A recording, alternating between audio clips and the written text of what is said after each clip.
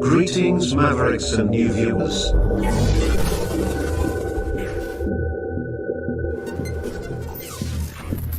Tonight, direct and live from the Maverick News Network World Studios.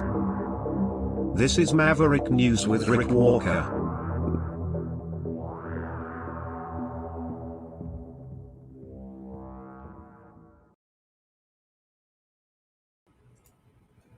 Okay, welcome back, everyone, to the Maverick News channel. The world is watching.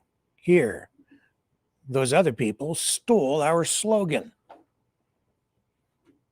I forgive them. It's really good. How could they resist? We might talk a little bit about that ostrich farm later, but not right now. We have other things to talk about, and it has been, I think, a fairly uneventful day out at the farm, and it's an ongoing standoff, but not surprisingly, no major developments there today. Still no decision from the Supreme Court on whether the court will hear the appeal on whether to allow the Canadian Food Inspection Agency to cull those birds.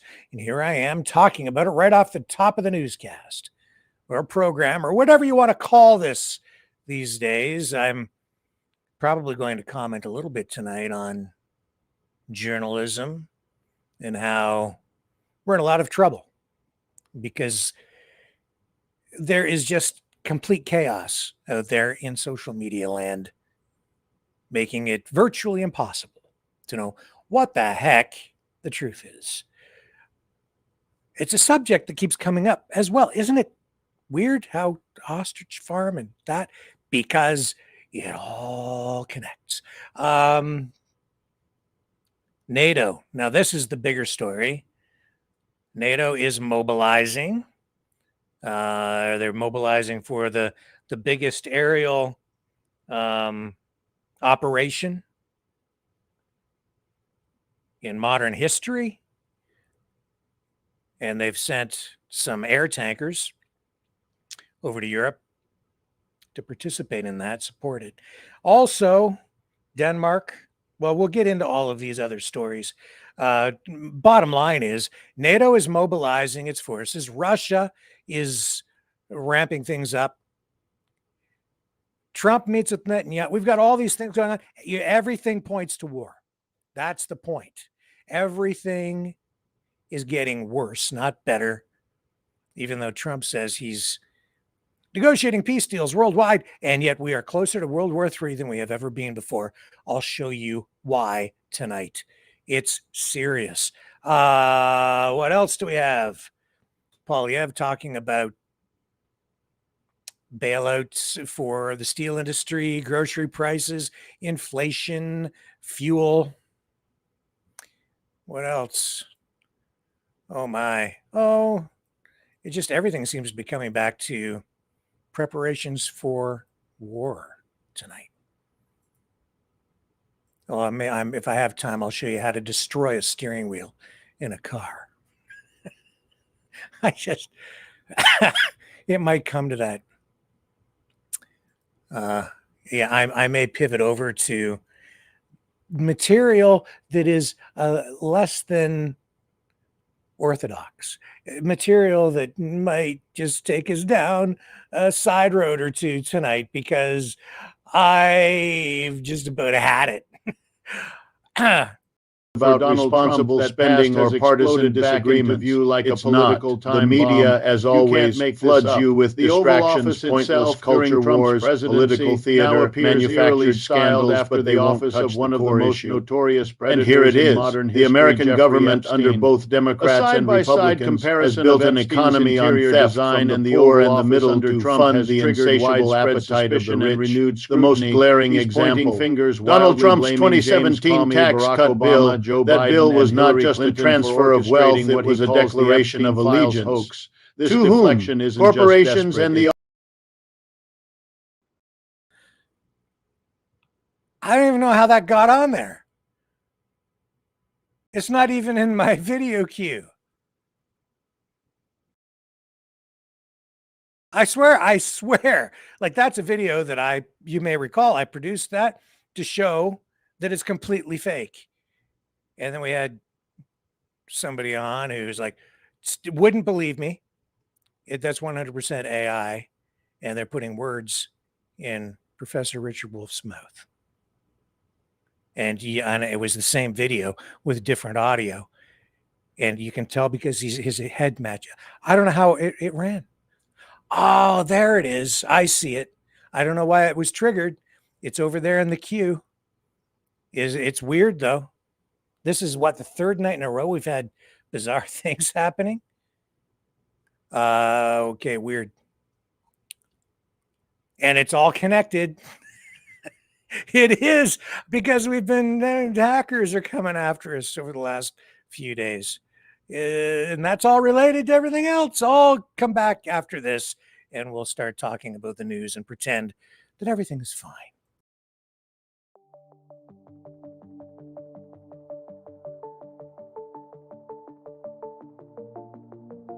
Greetings, brave Mavericks. Our quest for truth continues. We go beyond fake news. Together we expose propaganda. Together we pull others out of rabbit holes. We are maverick thinkers. We are all unique individuals, defenders of individual rights and freedoms, credible, trusted, grounded in reality. Maverick News, defending free speech, Donate at freedomreporters.com. Do it now. Tomorrow may be too late. Maverick News. The world is watching.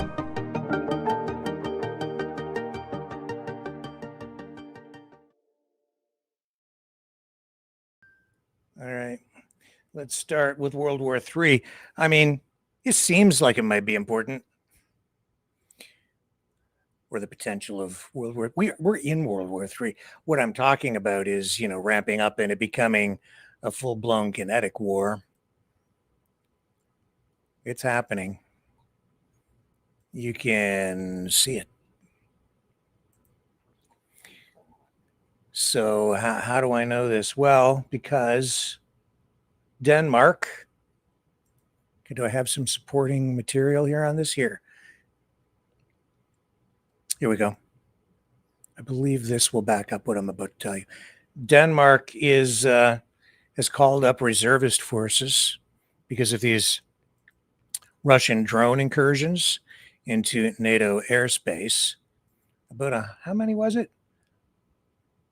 Yeah, I think 130,000 soldiers. No. I'm sorry. Nope. No, that's Russia. Oh, no, this is not that many.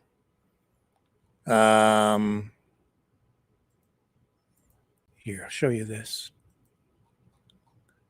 Okay. Ukrainian experts joined Danish Air Forces for drone defense drills after airspace incidents. And so they're taking this very seriously. And yes, right here, about, Denmark calling up about 3,000 reservists. Because these drone incursions and fighter jets coming near or in NATO airspace also raising concerns and ringing alarm bells. So 3,000 there. But that's not all, folks. Wait, there's more. Some officials in both Poland and Britain now coming out stating publicly. Now, this is, not like the prime minister, but other officials are openly saying that Russia is now at war with NATO and the West. And they are saying, you better wake up, other NATO countries, before it's too late. So there's this rhetoric now escalating to that level. In addition to that, We have air tankers from the U.S. heading to Europe. Here's a supporting article for that. Daily Mail. And there are a whole slew of other reports on this tonight. Flight trackers have spotted a fleet of U.S. air tankers crossing the Atlantic just as Donald Trump prepares to meet with generals and admirals tomorrow. Around a dozen KC-135RT Strato tankers were making the journey on Sunday night, with several en route to RAF Mildenhall, a major Air Force base in England. Open source intelligence accounts reported on X. The presence of air tankers can indicate that the U.S. or NATO is addressing an urgent military requirement for fighter jet refueling capacity. So we are hearing that this is for the largest, what's the right phrase here? Let me get it right. The largest air operation in modern history. What kind of an operation? I'm hoping it's a drill. The deployment carries ominous weight, according to 3 Defense Department sources, 2 former, 1 current, who spoke to the Daily Mail on condition of anonymity. So everybody's trying to get comment from credible sources within the Pentagon. The last time the U.S. moved tankers in comparable numbers was 5 days before American warplanes struck Iran's nuclear facilities. Trump is meeting with Benjamin Netanyahu at the White House today. And we'll talk about that too. The movement of the Strato tankers comes as Trump and Defense Secretary Pete Hegseth are preparing to hold a shadowy meeting of the nation's top military leaders in Quantico, Virginia tomorrow. The unprecedented meeting, first reported by the Washington Post last week, has raised alarm. Yeah, so we've talked about this. It is, I can't think of anything like this that has ever happened in my lifetime. And the reasons they've given publicly for this meeting just don't wash, because it basically what it comes down to is they're saying all these generals, all these military leaders, U.S. leaders from all over the world are being called back to the United States for this meeting tomorrow, basically for a pep talk. That's really what it came down to. And there's no freaking way. No way. So you see all these other assets being moved into place here, stuff being moved into place there. See these air tankers going over other NATO countries.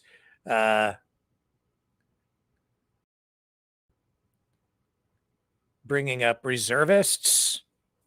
We're seeing more and more money being spent. And I have a feeling that we're not being told everything.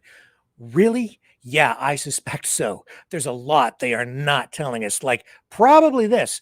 They've probably been spending a lot more money than we know. And they probably have already started ramping up munitions and arms manufacturing for some time. They probably have a lot more ready to go than anybody knows about. That's my guess. And if not, they're in the last few months, certainly since Trump has come back into office, they've ramped it up for sure. Abso-freaking-lutely, because all the war drums are beating everywhere. And the war itself in Ukraine with Russia, it's ramping up too. We keep hearing, oh, well, Trump is going to do this and we're going to get peace over there. And then you get these meetings and the performance in the White House where Zelensky is raked over the coals and J.D. Vance calls him out and it looks like they hate each other and they're trying to make him look like a little man. And I don't know if any of it's even real or if it's all a big performance to make it look like things are more disjointed than they really be, that, Ukraine is has more support. Maybe not. I do know this: Ukraine has been striking inside Russian territory over the last few months, and they keep escalating. Russia keeps escalating back.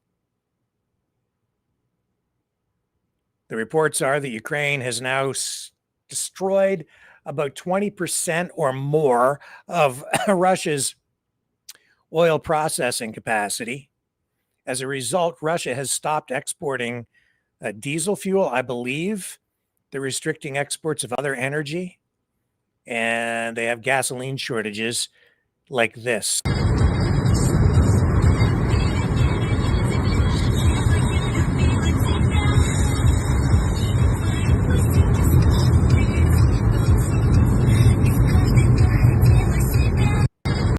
And then I've seen some live streamers, likely propagandists, saying this is like a replay of what it was like back in the old Soviet Union. See if I've got any other video. Okay, here's another one. I don't know exactly how fresh some of this stuff is. Some of it looks recycled to me, but recycled within the last, week or two. Lineups, gas stations. How serious is it? It looks pretty serious. This can destabilize a country. People start stealing gas from each other. Oh, I even remember back in the days of Jimmy Carter when there were gas shortages, gas rationing here in Canada, and I think in parts of the U.S. as well at the time. I remember right when I was a kid. And as a result, people here started to steal gasoline from each other too. In the middle of the night, people would go out and drill holes in gas tanks and put containers underneath them, steal gasoline. It still goes on today. Catalytic converters are the big thing now. People going out there with battery-operated sawzalls and chopping off the cats to take to the scrapyard and cash in because it's the most valuable part of a car. With a lot of scrap cars, it's the only thing that is of value, and the sheet metal going to be worth more because of all the tariffs. So that's it there too. So we're told that half of Crimea's gas stations are shut down. The rest are rationing 30 liters per driver. Queues are winding their ways through a lot of cities. That's because Ukraine continues to launch drone strikes on refineries and sparks. This is sparking chaos at refilling stations. This is apparently affecting about 25 different regions across Russia. It's the kind of thing that the government just can't hide. They can lie about things and try to ignore it, but when you have something like that, that's right in people's faces. That is the impact of the war. That is truth. And that is why I clued in. Oh, how long would it be now? A year and a half ago? That what we were being told about, especially from the pro-Russian influencers, they were lying, just 100% freaking lying. It'll be over in a matter of days. It'll be over next month, 6 months later. It'll be over in a week. And that it was just constantly like that, just one lie after another. They also have laws in place over there where you are not allowed to criticize the military. You're not allowed to show battle damage, buildings damage. You're not supposed to show it on social media. But when it gets to a certain point, things become just very obvious, like gasoline lineups. And that, as I say, can disrupt things. That can undermine efforts to fight a war. It just undermines the spirit, because it shows that it ain't going as well as you are being told. I think it's going poorly for both sides, frankly, because they're losing so many lives. But even there, I would say question everything you're being told. In terms of numbers, there's no real way to know. So you have to assess and try to come up with an opinion based on terrible information all the way around, because none of it is really that reliable. We're told that Putin has ordered, though, 135,000 men to join the military. It is a ramped up draft, the largest in Russia in how many years is it? 9 years. 135 men to be conscripted into the army, the largest autumn draft held by the Kremlin in 9 years. So from October 1st to December 31st of this year, conscript 135,000 Russian citizens aged 18 to 30 who are not in the reserve and are subjected to enlistment into military service. The decree states, according to the TASS state-owned news agency. Vladimir Smilansky, head of the Russian General's Staff's Mobilization Department, has also insisted that the conscripted soldiers will not be deployed to the forces currently invading Ukraine, a promise Moscow has previously been previously accused of breaking. Yeah, no kidding. No, it's okay. Sign here, and you don't have a choice, but sign anyway. And we promise you're not gonna. We won't put you into. We won't put you in. And once you sign, you do whatever the hell you're told. In fact, you do whatever the hell you're told even before you sign, because it's a draft. And I shouldn't be laughing because it's terrible. Oh my gosh. Okay, see ya. I'm going off to war. And that's got to just be a heartbreaking moment. I hope that it doesn't come here, but with the way things are going, it ain't looking good. This goes on. It says the latest order also calls on federal agencies, this is in Russia, to organize the conscription of federal employees as well as workers from subordinate organizations. Russia holds conscription drives twice a year, in the spring and fall, with last autumn's drive bringing in about 133,000 soldiers. So just a little bit more this year than last. And if things were going great, they wouldn't need to do that. Now, what's it say here? Since the full-scale invasion of Ukraine, the full-scale invasion of Ukraine began in 2022, keeping in mind that the invasion, or the first invasion, really took place like in 2014. 2014. This has been going on much longer. And even while Donald Trump was in office the first time, even though he says, if I had been president, this war never would have happened. It was ongoing when he was president the first time. The Russian military has averaged about 127,000 new conscripts every fall. Earlier this year, Russia recruited 160,000 soldiers during the spring draft cycle. Despite the Kremlin's promises, the conscripts won't be deployed to fight in Ukraine, where hundreds of Russian soldiers die every week. Ukrainian officials have repeatedly claimed that conscripts have been captured along the front lines.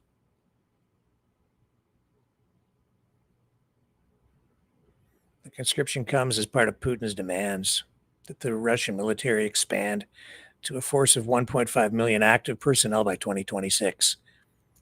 That's 500,000 more from the 1 million they have now. To meet that decree, Moscow passed a bill last week which set to eliminate the biannual conscription orders and replace them with a year-round draft. And that way they can just constantly tap into the population of young, able-bodied men to bolster Russia's military. And we are seeing here that there are stats out there suggesting Russia has suffered nearly 1 million casualties since the beginning of the full-scale invasion alone, 2020.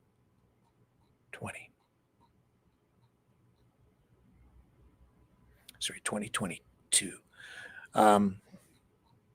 Okay, so there's that. Does it feel like a third world war is brewing? It certainly does to me.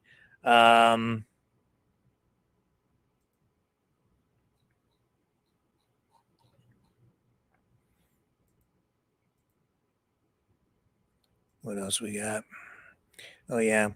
Zelensky asked if Trump has, if he thinks Trump has his back.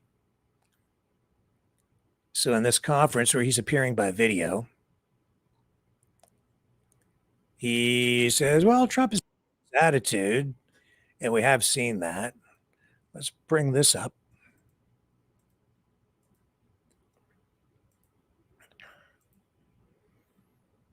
Okay, here we go. Interesting response. He pauses and thinks about it before really answering the question. Says, 100% confidence that Donald Trump has your back.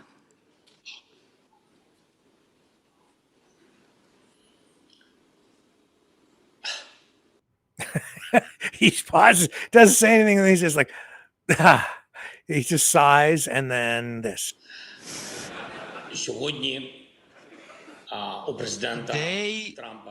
President Trump, as his rhetoric's changed, the signals have changed, and the attitude to Ukraine and security in Europe have changed.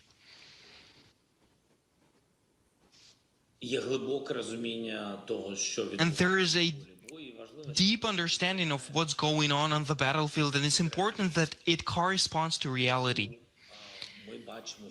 Reality that we see every day. His attitude toward justice and just responses to Russian aggression. It has been a shift in tone, attitude, sort of, except I think to put it into real perspective, which I keep trying to do here in recent nights, because perspective is important. Trump said, which he's never said this before, yeah, I think Ukraine, with the help of Europe, could win back all of its territory, all of it. But if you really listen to what he was saying, he's not, there's no way he's committing U.S. troops at this point, I don't know if ever, to support Ukraine. He's basically, because he's saying that they would supply weapons for sale to NATO countries, and then they can do whatever they want with them, which was in itself also, and I've seen General Keith Kellogg in an interview in the last day being asked about this, and he basically acknowledges that this is Trump giving the green light to Ukraine to take the gloves off and really start to aggressively strike targets inside Russia. This, I think, is the real response, not just the sanctions or the threats of sanctions against Russia, to Russia's unwillingness to really get serious about a ceasefire or peace talks. This is Trump's real response, which is that he is now just basically an international arms dealer, selling, marketing for the arms companies. That's what he really has become, without fully committing the United States. Oh, we'll just profit from it. We'll sell the arms to you and rake in the cash. Totally get it. But I think that's more the reality, and that's why the pivot. And if you're going to sell the arms, you better tell the people buying them that they're going to work. Yeah, you should buy these tanks and F-35s and whatever else we sell you so you can win and you can go all the way with this this brand new fighter jet. So he's gone from, we don't want any involvement, we're going to get out of all these wars, we don't want anything to do with what's going on in Europe, and people being very concerned that the United States is just going to pull back and not be involved in NATO at all, to, well, wait a minute, if we sell everything, just transactional, let's make a deal, sell the arms. I think that is even worse in a lot of ways, at least though the United States is still there in some capacity. But that being said, this puts the United States in a very, I don't know, a very unusual and I would say questionable position ethically, because once they sell those arms, well, they have to support them actually with ongoing service, including satellite positioning service for some of that stuff. You need that You need that support from above. So there is Elon Musk and Starlink and the other military satellites they have up there and things we don't know about. But just ethically, it puts the U.S. in this strange position. It's like, are you involved or not involved? You know what they're going to use these weapons for, and you're selling them to them anyway. So therefore, are you responsible? Well, no, we just sold them to them. It's up to them what they do with it, but and you're profiting from it. So should you be held accountable? And if so, where does that leave the United States? Like, do you see where I'm going with that?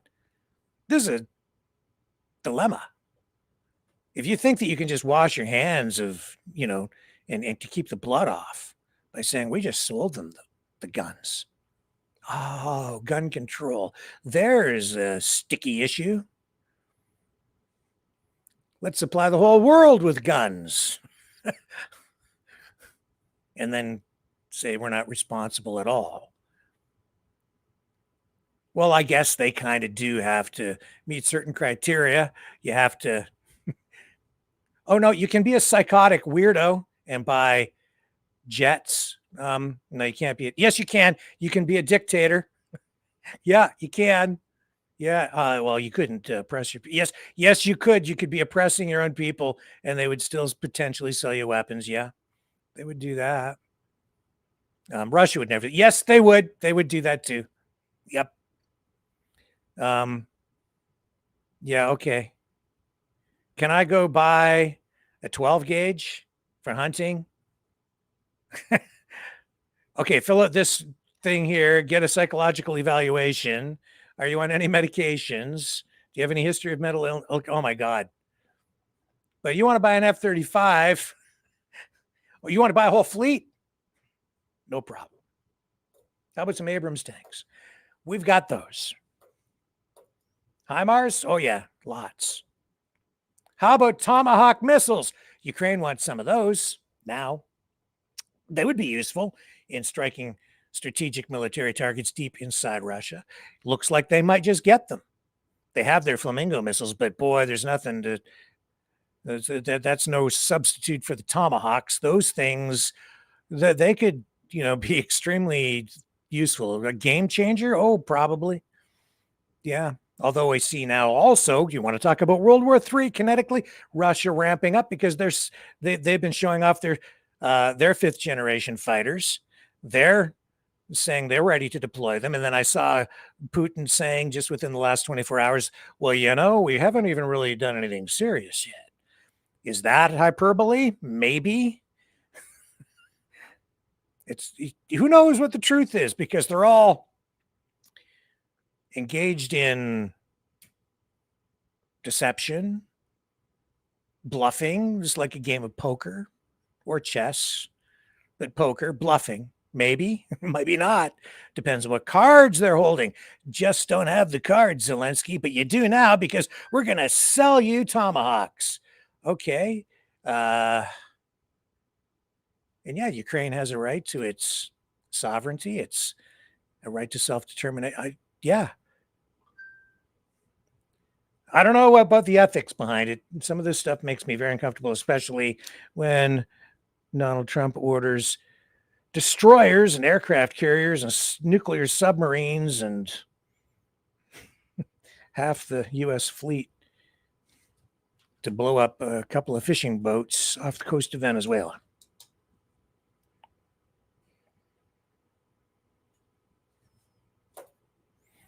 Something's not right psychologically with the United States, Canada too, as a collective whole right now. Everything's gone off the rails. People are not thinking straight. And I guess it's because of social media and we are in the fog of war. Civil war unfolding in the forms of these really amplified protests. We are seeing these clashes between ICE and Antifa in the streets, and people are rejoicing in it, excited. It's like sport, blood sport. Clash of the gladiators, back to the age of the Romans, I guess. But it's in the streets. That's where the Colosseum is. We're going to be fed to the lions. Well, some people say, rise up, lions. Oh, don't even get me started. I'll be right back.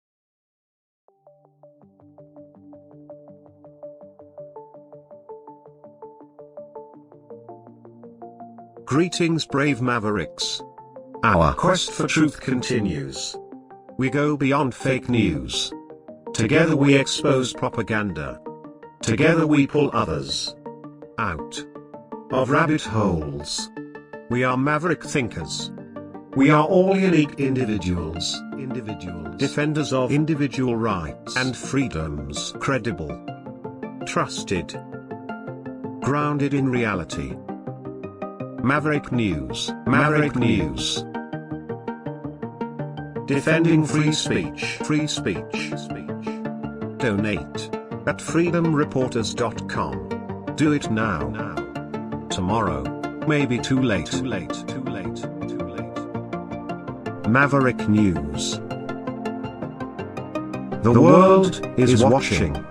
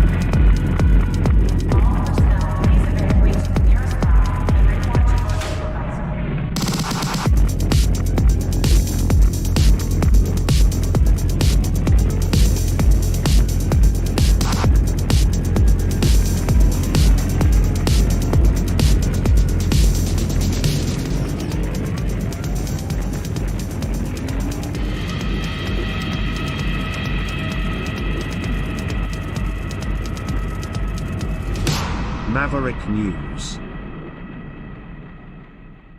The world is watching.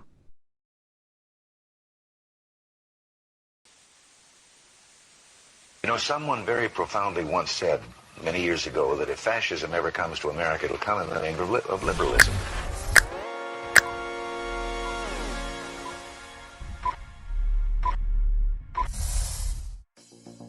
Well, I think it's time we ask ourselves if we still know the freedoms that were intended for us by the Founding Fathers.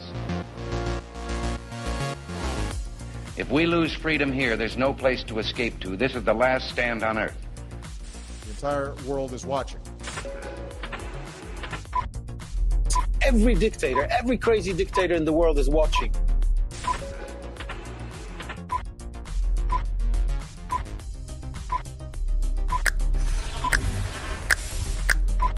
The world is watching. On TV, the entire world is watching. On social media. But the entire world is watching, and yes, they are seeing what we have apparently bravely been willing to say that others are thinking. Stand for freedom. Literally stand for freedom. Let's get this done. The entire world is watching. We're at war with the most dangerous enemy that has ever faced mankind in his long climb from the swamp to the stars. Maverick News. Maverick News. Maverick News. Let me have more control of my own destiny. The world is watching.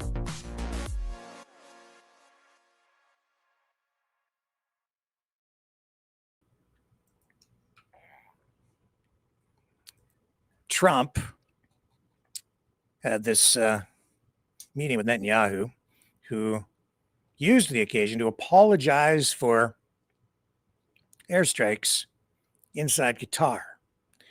That's where they took out or tried to take out the Hamas leadership. With that airstrike happened earlier this month.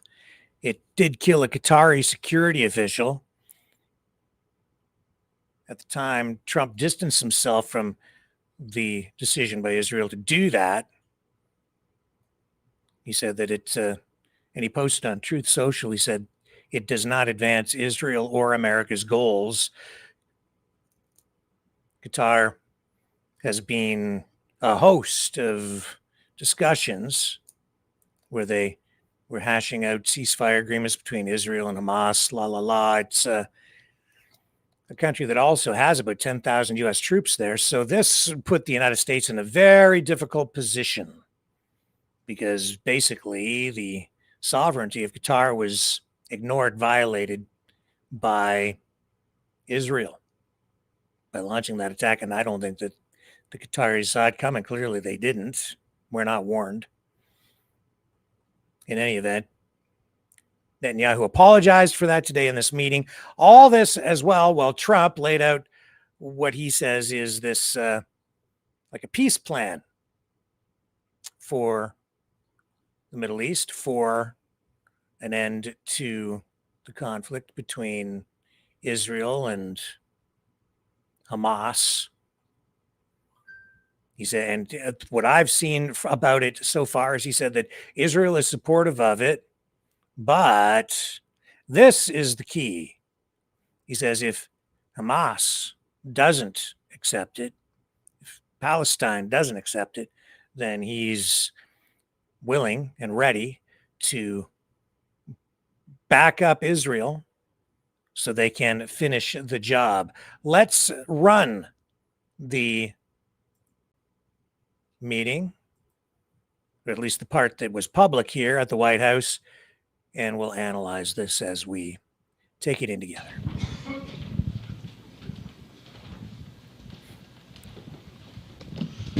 Thank you very much, everybody. So this is a big, big day, a beautiful day, potentially one of the great days ever in civilization. Things that have been going on for hundreds of years and thousands of years. We're going to, at least we're at a minimum very, very close, and I think we're beyond very close. And I want to thank Bibi for really getting in there and doing a job. We've worked well together, as we have with many other countries, both of us, with many other countries, which is the only way this whole situation gets solved. And I'm not just talking about Gaza. Gaza is one thing, but we're talking about much beyond Gaza. The whole deal, everything getting solved. It's called peace in the Middle East. So today is a historic day for peace, and Prime Minister Netanyahu and I have just concluded an important meeting on many vital issues, including Iran, trade, the expansion of the Abraham Accords, and most importantly, we discussed how to end the war in Gaza, but it's just a part of the bigger picture, which is peace in the Middle East. And let's call it eternal peace in the Middle East. So this is far more than anybody expected, but the level of support that I've had from the nations in the Middle East and surrounding Israel and neighbors of Israel has been incredible. Incredible. Every single one of them. This afternoon, after extensive consultation with our friends and partners throughout the region, I'm formally releasing our principles for peace, which people have really liked, I must say. And these are done not just routinely done, these are done with total consideration and working with the nations that we're talking about. All of these nations have made contributions to those suggestions. I want to thank the leaders of many Arab and Muslim nations for their tremendous support in developing the proposal, along with many of our allies in Europe. Europe has been very much involved, and as I was called by many of the European leaders, most of them saying, is this true? Are you really doing peace in the Middle East? This is the most incredible thing we've heard. Some think it's the biggest thing they've ever heard. They called just to find out, was it just a rumor or is it actually done? And then they said, have you spoken to the Arab leaders? Have you spoken to all of the other leaders that we have to get? A lot of people involved in this one. I also want to thank Prime Minister Netanyahu for agreeing to the plan and for trusting that if we work together, we can bring an end to the death and destruction that we've seen for so many years, decades, even centuries, and begin a new chapter of security, peace, and prosperity for the entire region. And I want to just say that my meetings and dialogue that we had with so many countries. Saudi Arabia, as an example, the king is a phenomenal person. The Emir of Qatar, he's an incredible people. UAE, and that's MBZ and ABZ. We're totally involved. These are the people that we've been dealing with and who've been actually very much involved in this negotiation, giving us ideas, things they can live with, things they can't live with. Pretty complex. I mean, after 2,000, 3,000 years, whatever it is, I guess it's got to be a little complex, or it would have been done a long time ago. The King of Jordan was with us, as you know, in the United Nations. The President of Turkey, President Erdogan, is a friend of mine, a strong man, but a good man. President of Indonesia, somebody who's an amazing leader, Prabowo. He is an amazing leader and respected by everybody. He was in the room with us. We were together with most of these people that I'm mentioning. Others were by phone or the next day. The Prime Minister and the Field Marshal of Pakistan, they were with us right from the beginning. Incredible. In fact, they just put out a statement that they fully believe in this pact. It just came out just as I was walking around. They said, sir, you have a big notice from the Prime Minister of Pakistan and from the Field Marshal that they back this 100%. President El-Sisi of Egypt, who's terrific. And these are people I've gotten to know over the years. I mean, I would say it started around 2015 and then went into 2016 when the presidency officially began. But I've known him actually for a long time, and there are many cases really great men. I can't say in all cases, but I will tell you in many cases they're great men and some great women too. They tend to be mostly men, however, I will say that. But if accepted by Hamas, this proposal calls for the release of all remaining hostages immediately, but in no case more than 72 hours. So the hostages are coming back, and I hate even saying this from the standpoint, doesn't sound right, but it is so important to the parents. The bodies of the young men, I believe in almost all cases, the young men are coming back immediately. I met with parents. The parents felt as strongly about getting the body of their dead boy back as they did as though the boy were alive and well. It's so important to them. And it means the immediate end to the war itself, not just Gaza. It's the war itself. Under the plan, Arab and Muslim countries have committed, and in writing in many cases, but I actually would take their word for it. The people I mentioned, I'd take their word for it, to demilitarize Gaza, and that's quickly. Decommission the military capabilities of Hamas and all other terror organizations. Do that immediately. And we're relying on the countries that I named and others to deal with Hamas. And I'm hearing that Hamas wants to get this done too, and that's a good thing. And destroy all terror infrastructure, including the tunnels, weapons, production facilities. They have a lot of production facilities that we're destroying. They'll also help train local police forces in the areas that we're discussing right now, in particular in and around Gaza, working with the new transitional authority in Gaza. All parties will agree on a timeline for Israeli forces to withdraw in phases. They'll be withdrawing in phases. No more shooting, hopefully. As progress is made toward achieving these goals, Arab and Muslim nations need to be allowed the chance to fulfill these commitments of dealing with Hamas. They have to deal with them because they were the one group that we have not dealt with. I haven't dealt with them. But the Arab countries are going to, and Muslim countries are going to be dealing with Hamas, and I believe they've already been there. I think they probably have an understanding, and they haven't maybe mentioned that, but I would imagine they do. Otherwise, they wouldn't have gone as far as they've gone.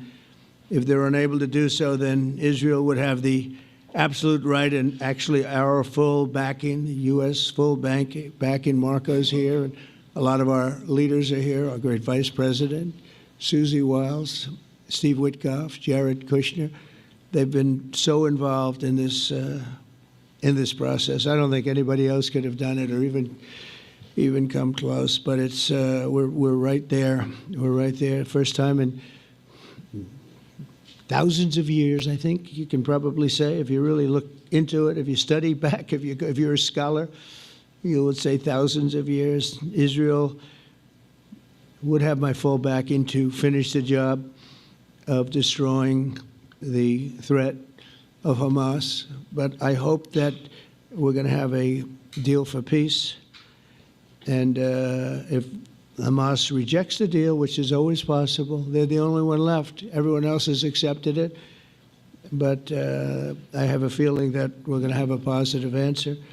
But if not, as you know, Bibi, you'd have our full backing to do what you would have to do. Everyone understands that the ultimate result must be the elimination of any danger posed in the region, and that danger is caused by Hamas. The tyranny of terror has to end, and this is, again, something that we're looking for. This is eternity. This is for forever. To ensure the success of this effort, my plan calls for the creation of a new international oversight body, the Board of Peace, we call it, the Board of Peace, sort of a beautiful name, the Board of Peace, which will be headed, not at my request, believe me, I'm very busy, but we have to make sure this works.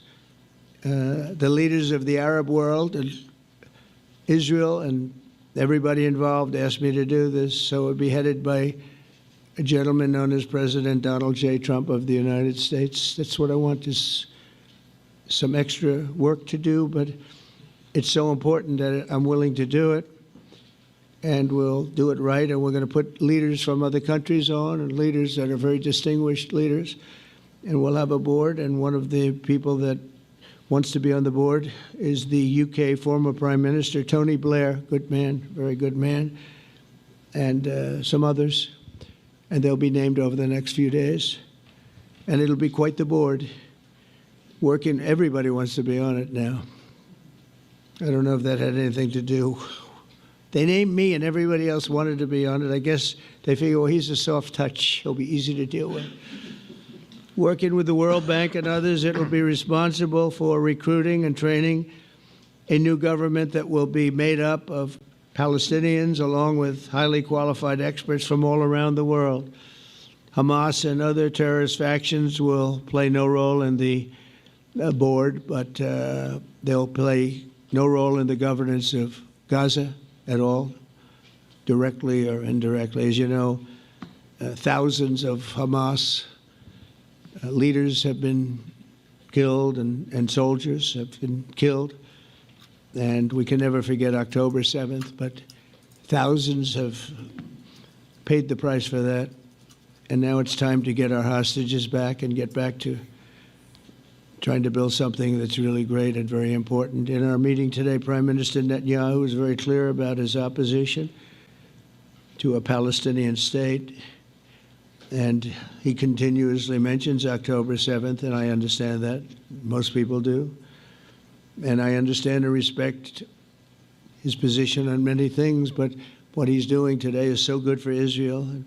I notice that they have large crowds gathering in Israel all the time, and they have my name up. They like me for whatever reason, Bibi, I don't know, but they do like me.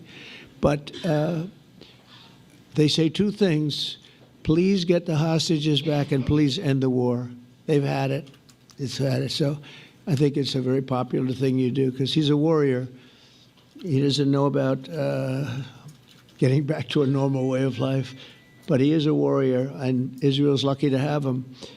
But now the people want to get back to peace. They want to get back to normalization in a true sense. Several countries have foolishly recognized the Palestinian state as you know, some of our European friends, allies, good people, but they're really, I think, doing that because they're very tired of what's going on for so many decades. They've been presidents and prime ministers for years, and during this time, having to do with the Middle East, all they're doing is talking about the same thing over and over. They want to see it get back.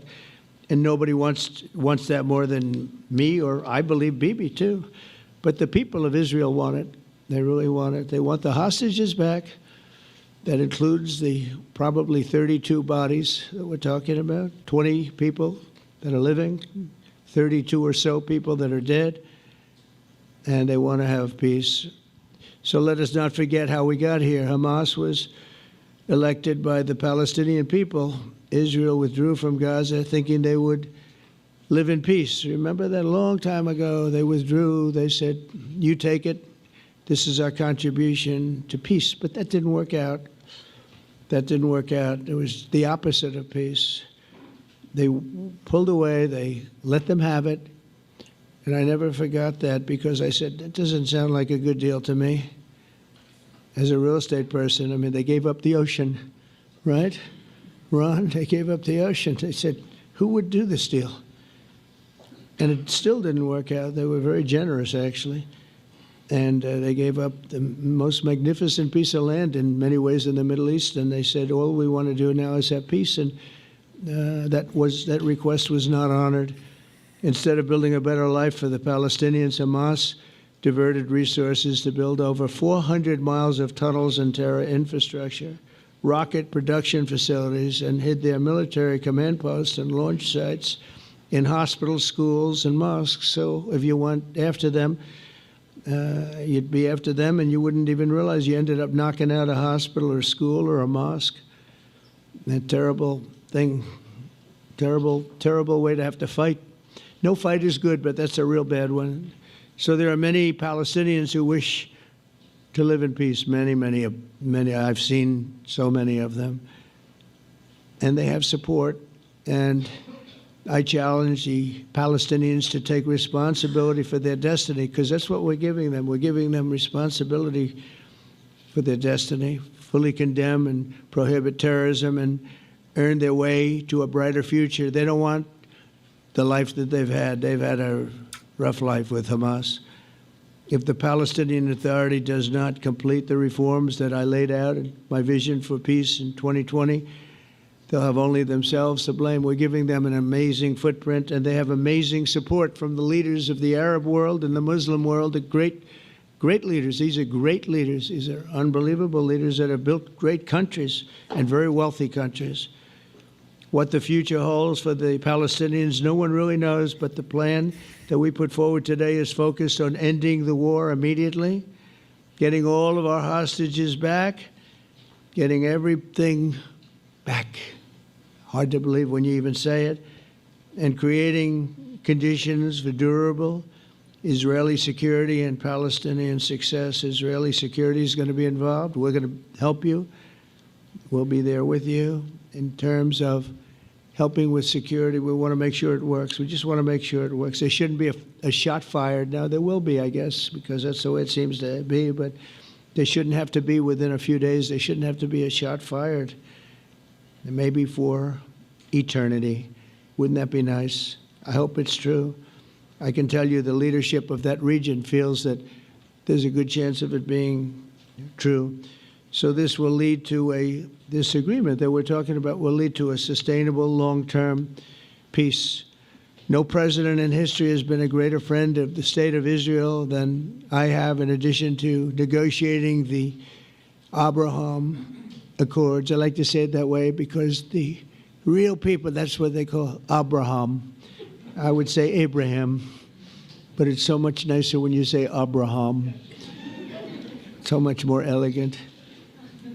But the Abraham Accords, they're amazing. Jared, you did that along with your group of geniuses, and nobody thought that could be done. We have 4 countries, and Sleepy Joe Biden didn't do a thing. He didn't even know what the hell they were.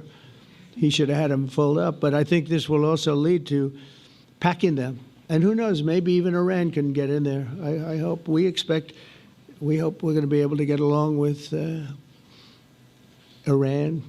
I think going to be open to it. I really believe that. But they could be a member. I long ago said, I'll bet you at some point Iran will be a member of the Accords, and little did I realize it was going to take this turn. That was some turn we did with the B-2s. But I think they might very well be there because it's a great thing for them economically. I recognize the eternal capital of Israel. I opened the American embassy in Jerusalem. That was something that everyone said would never be done, could never be done. Virtually every president for many, many years, for decades, would campaign on making Jerusalem the capital of Israel. They campaigned on it over and over. Is that right, Steve? Is that right? Everyone, and when they got to it, and I understand why now, because it was so. When I got to office, I campaigned on it too. I said, we're going to make it. And then I'd get calls from the leaders of various countries saying, please don't do it, please don't do it. It'll end the whole world, please don't do it. And finally, I just didn't say anything, and I did it. People were calling me before I did it because I heard I was going to do it, and leaders of countries were calling me, and I think it was on a Thursday that I did it, and they'd call me Monday, Tuesday, Wednesday, 3-4 times a day, and I said, tell them I'll call them back on Friday. And I announced it on Thursday, and I called them back, the biggest people in the world, and they said, you've done it. I said, done what? You've made the capital of Israel, Jerusalem, and we wanted to talk yet. I wish you called me a little sooner. Maybe I could have done something about it. So that was a lot easier than getting into an argument, because I knew what they were calling about. And you know what? It turned out to be amazing. Everybody thought it was going to lead to the end of the world, right? The end of the world, Ron, that's what they said. It didn't lead to anything. It just led to something that I promised, and something that was very, very popular for Jewish people and a lot of other people, too. I recognize Israeli sovereignty over the Golan Heights, and I cut taxpayer funding to the corrupt United Nations Relief and Works Agency. And United Nations was interesting because, as you know, a few days ago they introduced me. Ladies and gentlemen, the President of the United States. I'm looking at my teleprompter, and the thing was dead, stone cold, dead. The thing's up here. I have a long, beautiful speech to make. I'm back 30 feet back, and I'm saying, they're introducing me. There's nothing on my teleprompter. So, but I made a speech. I actually got good marks. You think Biden could have done that? I don't think so. I don't think he could have done that. I don't think too many people could have done it. But actually, it was actually more of a speech from my heart, if you want to know the truth. I think it was maybe better in certain ways because it was from the heart. It has to be from the heart. Otherwise, you're in big trouble. But I cut taxpayer funding for that very corrupt United Nations Relief and Works Agency, and nobody thought that would be done, and withdrew from the horrible Iran nuclear deal that was imposed upon Israel by Barack Hussein Obama and Biden. And I don't think Biden knew anything about it, though. I don't think he knows anything about it now, actually, if you ask him. He'd say, what is that? And we obliterated Iran's nuclear enrichment capacity, making it impossible for them to have a nuclear weapon, which they would have had probably in about 2 months from that. But I've never asked Israel to compromise its security, but we had big, strong talk. Nobody's been better to Israel. No president's been better to Israel than Donald Trump. But we had a long, strong talk, Bibi and I, and he understands it's time. It's time. History has shown. And the people of Israel want it. And the people of the Middle East want it. The people of enemies of Israel want it. But they don't have really too many enemies right now. And you know what? Many countries have gained great respect for Israel, for the way they fight, for the job they do, including me. I had respect anyway, but they gained respect. History has shown us that those who have relations with Israel have thrived, while those who have devoted resources and attention toward the... Honestly, it didn't look like they had generated more respect when all those countries walked out of the UN the other day. I don't think that's accurate at all, but hey, spin the narrative. Destruction and even annihilation of Israel have languished. They haven't done well. Israel is not going anywhere. They're going to coexist with other people and countries in the region, from Syria to Lebanon to Saudi Arabia. The promise of a new Middle East is so clearly within our reach. This is the closest we've ever come to real peace, not fake peace, not political fool's peace.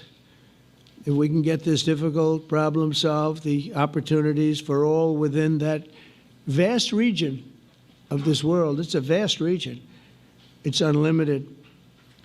The Abraham Accords show that all countries are better off when they communicate and work together and embrace new opportunities. I hope Jared and Steve and Susie and Marco and JD, we have great people.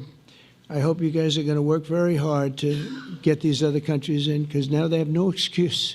There's no longer an excuse. They were somewhere hesitant. And I tell you, the 4 countries that went in, I give them tremendous credit, and it's worked out incredibly well for them. In the same spirit, I'm pleased to report that earlier today we took another important step toward greater understanding in the region. A short time ago, we had a historic phone call in the Oval Office with Prime Minister Tani, who's really a great person. So we had a great talk, and I was on the phone, and Bibi was talking. Prime Minister Al-Thani was of Qatar. They really had a heart-to-heart conversation. It was a great conversation, I thought. It was productive. It was everything that you need to have something turn out to be successful. And I want to thank Bibi, and I want to thank the Prime Minister. It was fantastic. We agreed to launch a formal trilateral mechanism between Israel, Qatar, and the United States to begin a dialogue to enhance mutual security, correct misperceptions, and avoid future misgivings. And I want to thank Qatar, its leadership, and the Emir. He's a fantastic person. I think, I'm going to be his public relations man because I know him differently than a lot of people know him. But he wants peace. He wants to see peace. And its people, and they really acknowledge the critical role that they've played as mediator. And again, we're not quite finished. We have to get Hamas, but I think they're going to be able to do that. So now it's time for Hamas to accept the terms of the plan that we've put forward today. And again, this is a different Hamas than we were dealing with, because I guess over 20,000 have been killed. Their leadership has been killed 3 times over. So you're really dealing with different people than we've been dealing with over the last 4 years, 5 years. Everyone has done their part and come to the table in good faith. Our Arab and Muslim partners are fully prepared to step up and fulfill their commitments for the benefit of the people of Gaza and the entire region. They're willing to step up and do a lot. They really are. There are a lot of good people involved. Everyone who wants to see, everybody who wants to see an end to the violence and destruction should be united in calling for Hamas to accept the extremely fair proposal so that we can end the war and get us back our hostages right now and have everlasting peace. And I look forward to having relationships with everyone. As the chairman of the board, I'll be involved, and we'll have meetings with some very smart people that'll be working over there to make sure that we haven't just been wasting time with an agreement that doesn't get done. The task of building peace will not be easy. There are some of the hardest problems in the world to solve, and that's why it's been going on for so many centuries. But too many lives are at stake not to try, and this was more than a try. I mean, I think this is something that gets done when you have virtually every country, and these are powerful, powerful countries that have a lot of money, and the money can make things happen. A lot of countries try, and they don't have any money. These are very rich countries that can make things happen. So together we'll forge a much safer and more hopeful future for everybody, including Israel. And I want to thank Prime Minister Netanyahu for his partnership. And I want to thank all of the leaders, the kings and the emirs and the presidents and prime ministers, people I mentioned. And they've been absolutely fantastic to work with. And it's just happened very quickly. It's happened from a couple of weeks before I had a couple of meetings, but a couple of weeks before We went to the United Nations, and we had some incredible meetings. It all came to place. It all took place, and everybody wanted to be a part of it. I don't have anybody that's saying we don't want anything to do with it. It's just the opposite. And I'll tell you, a couple of years ago, a year ago, I don't think we would have had this kind of participation, Mr. VP, right? I don't think we would have had. It's been amazing. The participation was 100%. Everybody wants to be a part of it.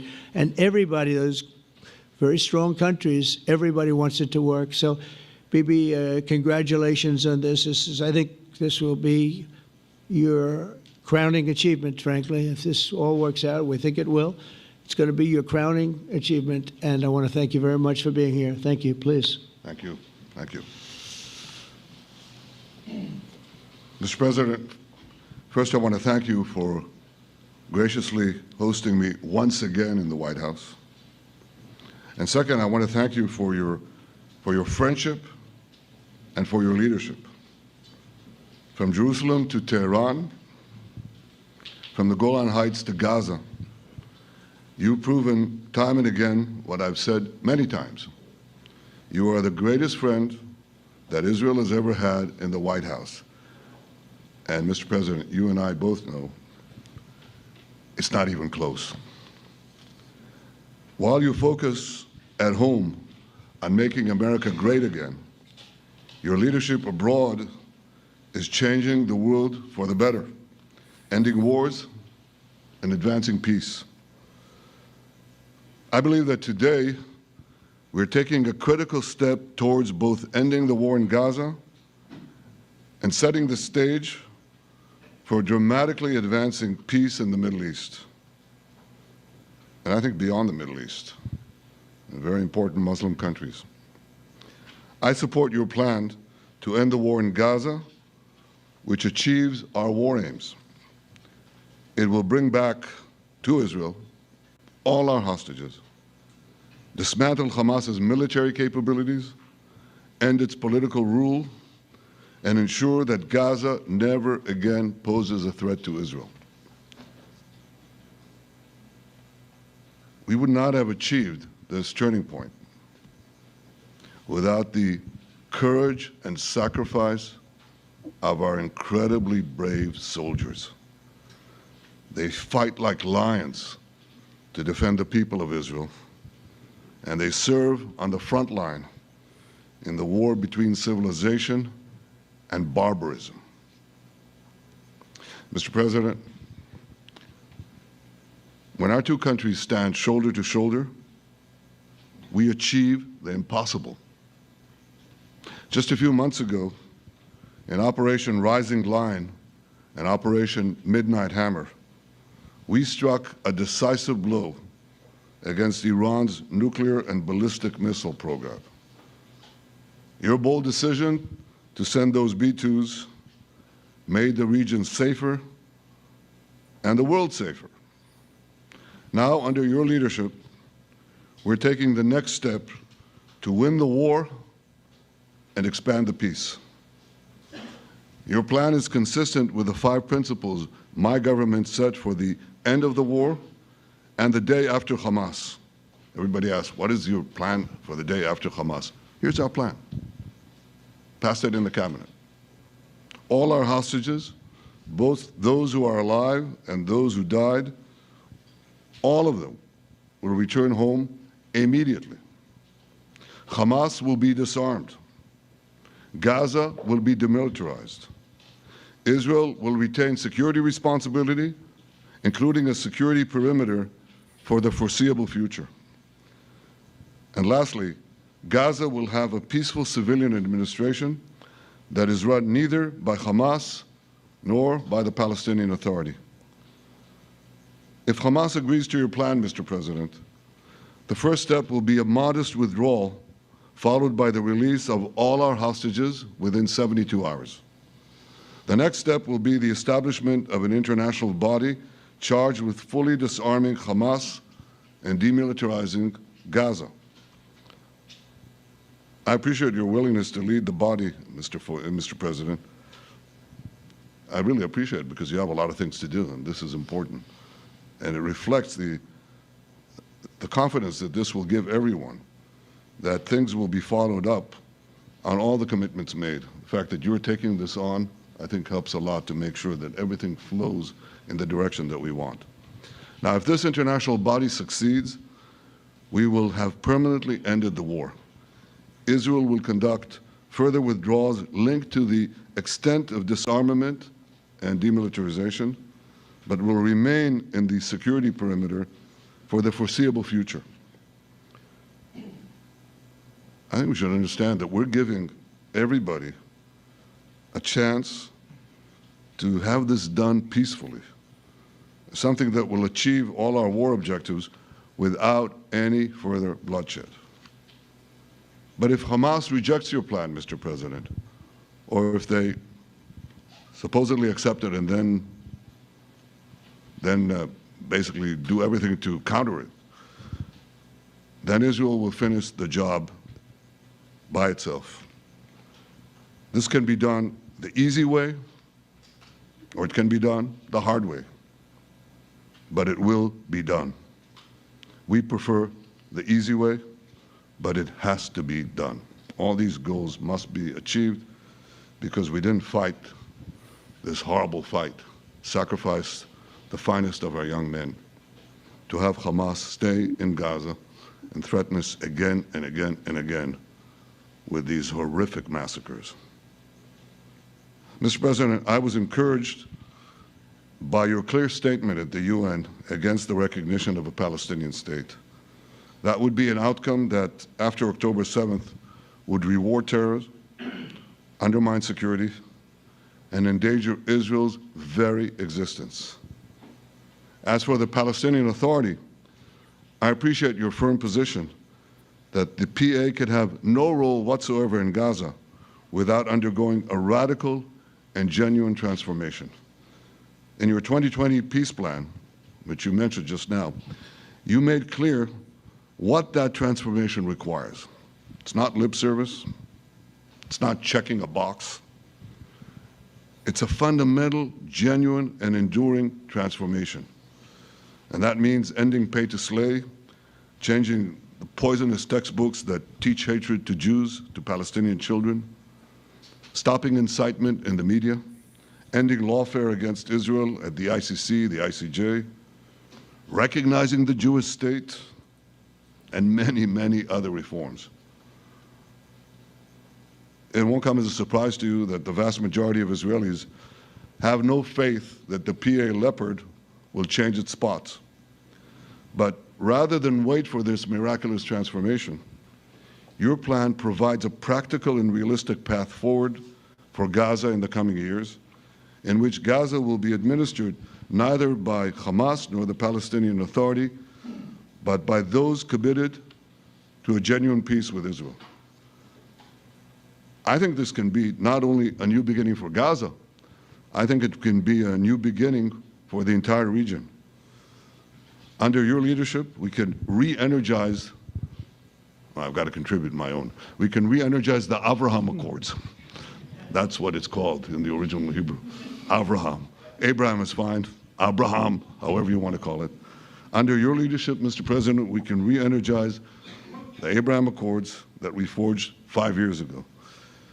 We can expand them to many more Arab and Muslim nations that choose moderation over extremism. I think there's an opportunity here.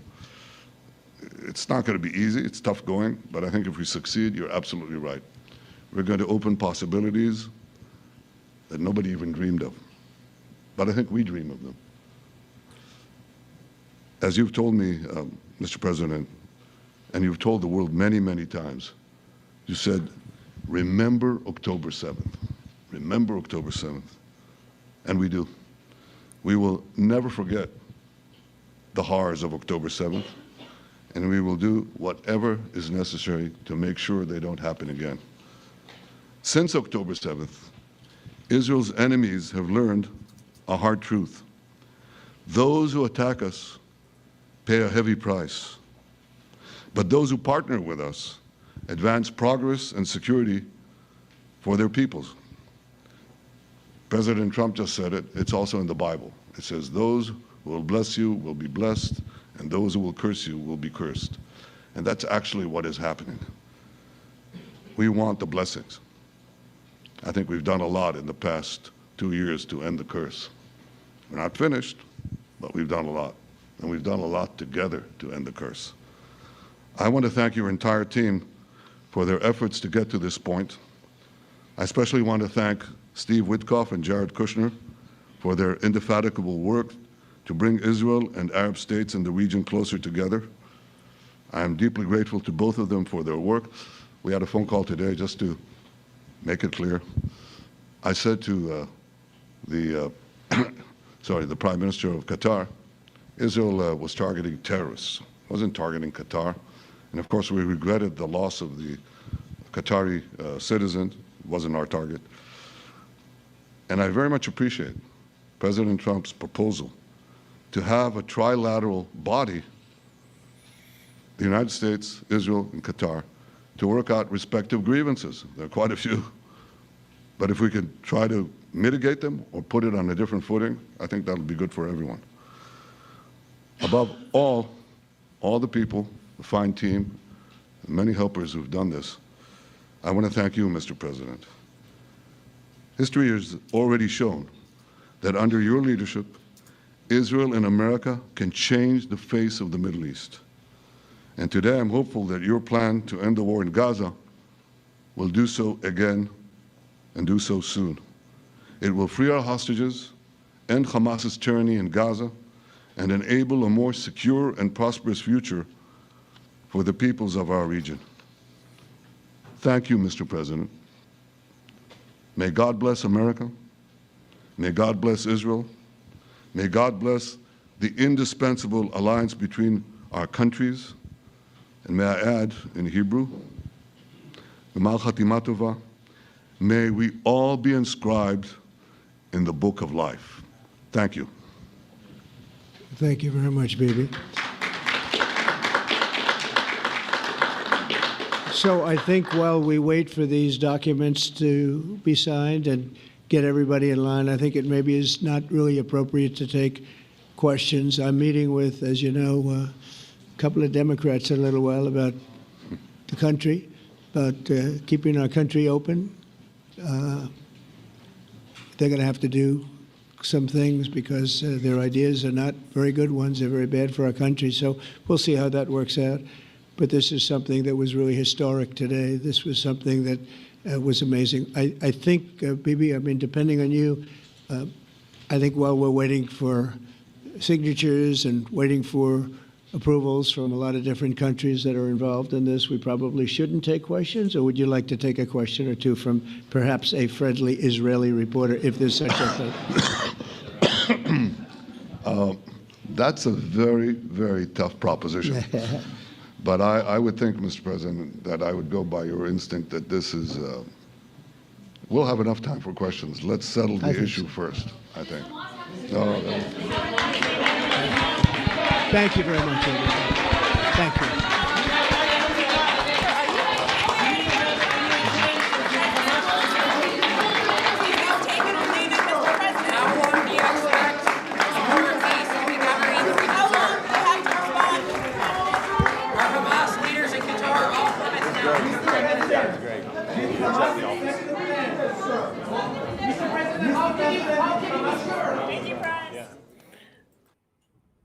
No questions taken. Big handshake at the end, photo op. Trump calling it a historic occasion. Will it take hold? Is this going to work? It leaves the door open for a Palestinian state, but does not create one. It essentially just gives control of Gaza to Israel. Hamas has to go. It basically gives Israel everything it wants, and then you get peace. So I don't know if this is going to work. We do know tonight that Hamas has been given this 20-point proposal from the White House So far, I'm not seeing any response. So the plan proposes this immediate end to military operations, with Hamas releasing 20 living Israeli hostages and the remains of more than 24 hostages are believed to be dead within 72 hours in exchange for hundreds of detained Gazans. And it demands that Hamas will have no role in governing Gaza and leaves the door open, as I say, to an eventual Palestinian state. And it is the subject of discussion on a lot of live streams all over the place tonight. So the hot political topic of the day. That's why I ran the entire news conference. I didn't want anything taken out of context. Give you guys the full picture, as we often do here, so you can make your own assessment so that it's accurate. Almost uninterrupted. I stopped there at one point to just comment on Trump saying that Israel has a lot of support internationally, but it certainly did not appear that way at the UN the other day. I think that lack of support, or I should say the eroding support, and that erosion showing during Netanyahu's address to the UN, I think that's maybe one of the things that brought Netanyahu over into the White House today to make this announcement on this proposed peace plan. And just as importantly, at this point anyway, it also resulted in that apology to Qatar from Netanyahu for attacking the leadership of Hamas inside Qatarian sovereign space. And they kind of missed the target to a degree, killing a citizen. Apologizing, say it wasn't our target, but they did. So all of those things going on today, the troop buildup, the show of force, the big meeting coming up tomorrow with the military leadership from all over the world coming back to Washington for this big meeting tomorrow. You have Russia ramping up its draft again. We have those air tankers off to Europe. We have the other day Trump saying that he thinks it's okay for NATO to shoot down Russian jets if they enter any NATO airspace. He says, yeah, they should shoot them down. We see the 180-degree turn on attitude from Trump toward Ukraine, although it's really about selling arms. He's an arms dealer. I don't know if that even warrants or justifies the United States having any kind of direct voice in the negotiations at that point between Ukraine and Russia. All of these things making me very nervous, as I think it probably has a lot of people nervous, maybe you too, because I think what we're looking at is a buildup toward a third world kinetic war, taking this fifth generation war to a whole new level. Yeah, I've been saying it for a long time. I think we're in an actual third world war right now. What do you think? Let me know in the chat. I'll take a look in there when we come back on the other side. Stay with me.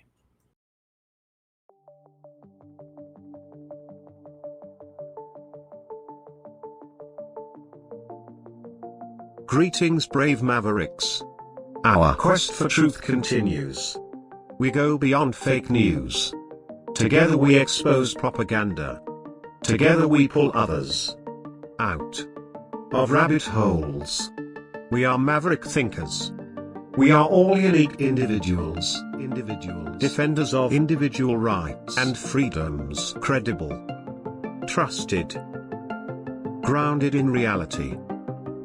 Maverick News, Maverick News. Defending free speech, Donate. at freedomreporters.com. Do it now.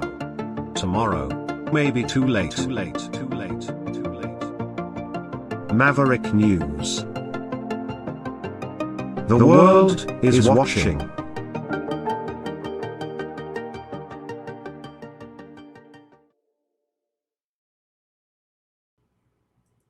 All right, just taking a look over in the chat. What do you guys think? Some comments in there about the news conference, Netanyahu and Trump.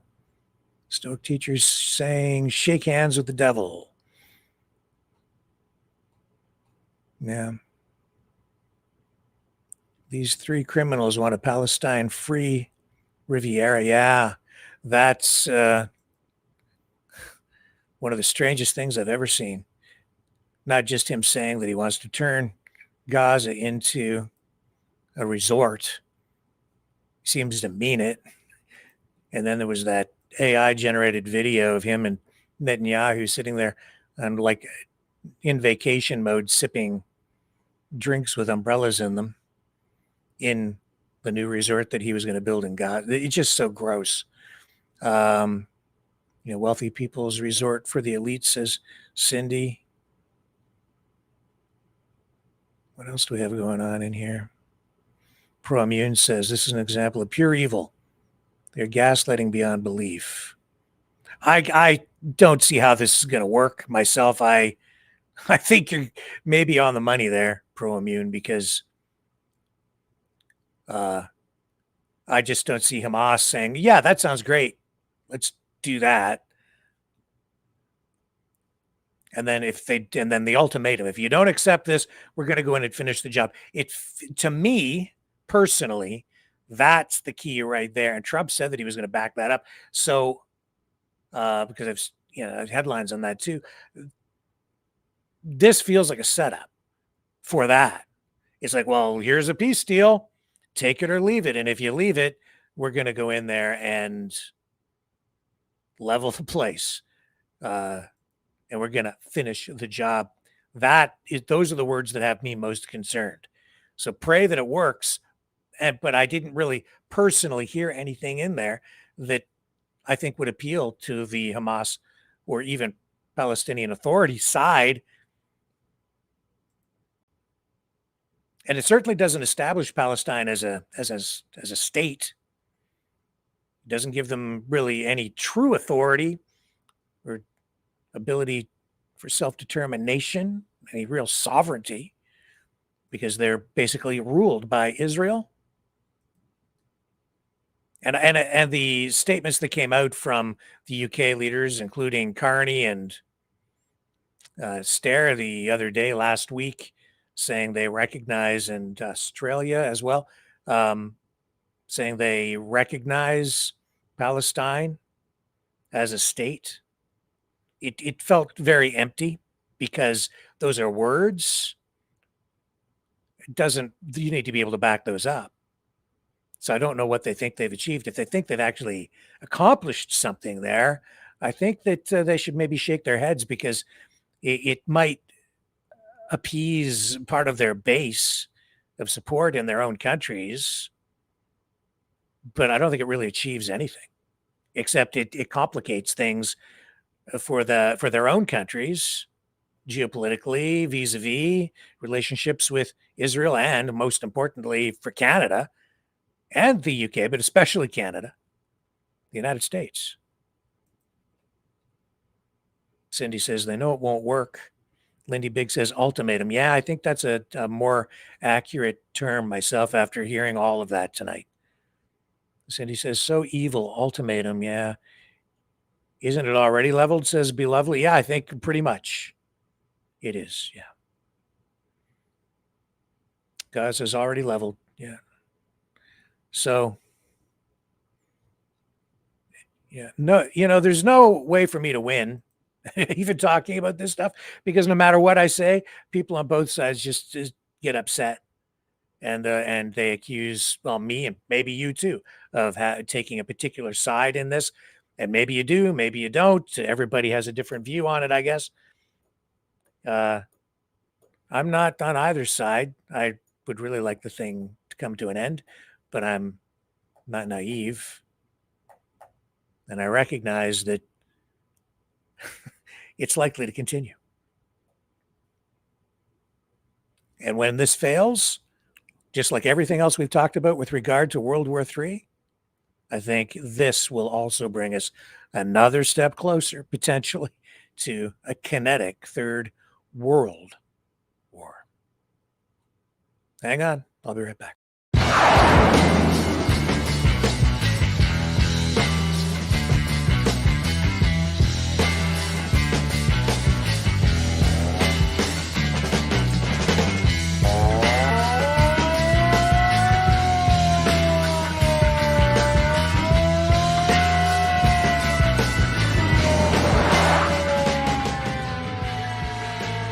Maverick News.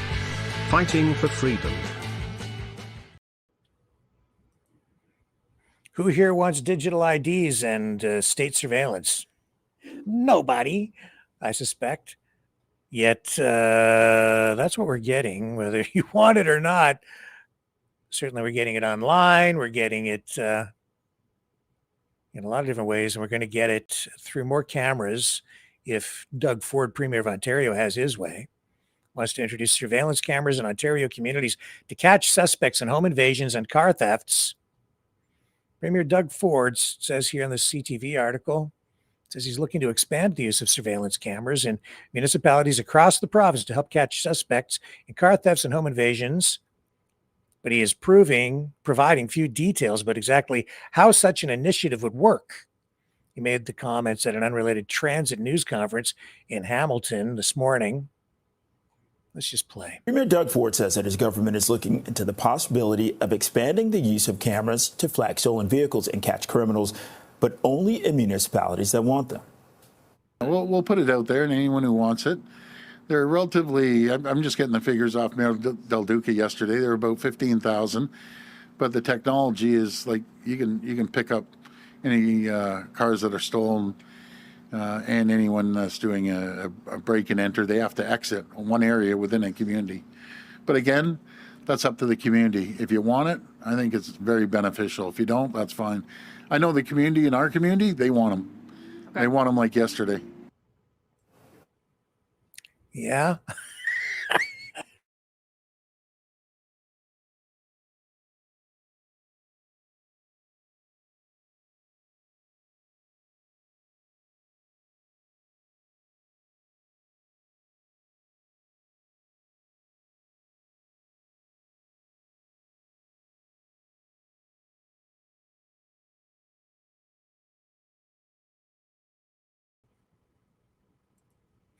Sorry, feed got cut again. I do apologize, but we're back live again. Everything just cut off again. Very weird. So Premier Ford saying everybody wants them. Around here, we're getting them, and people are putting them up themselves. It's a response to that homeless encampment, the tent city that I've shown here on the program.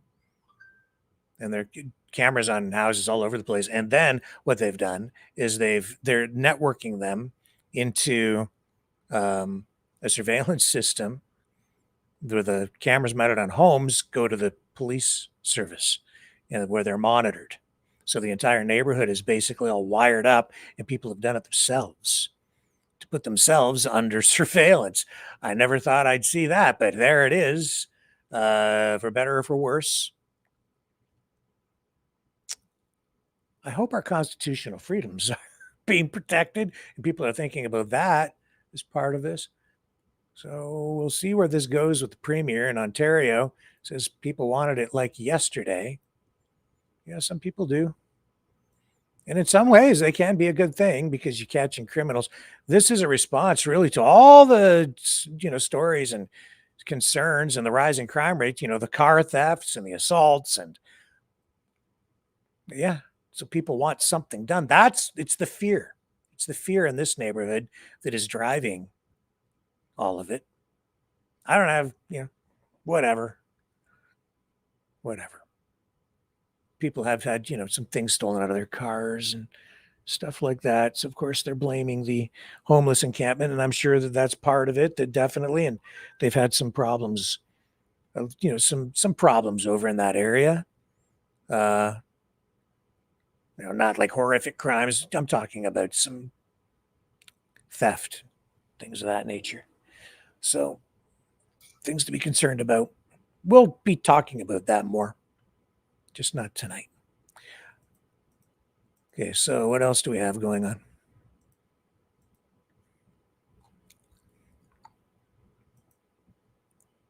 Oh, yeah. Charlie Kirk. The story is beginning to fade away a little bit, but it is still a very weird story. A lot of holes, I would say, in the official investigation as a result of that, which I think it's been handled in a very sloppy manner.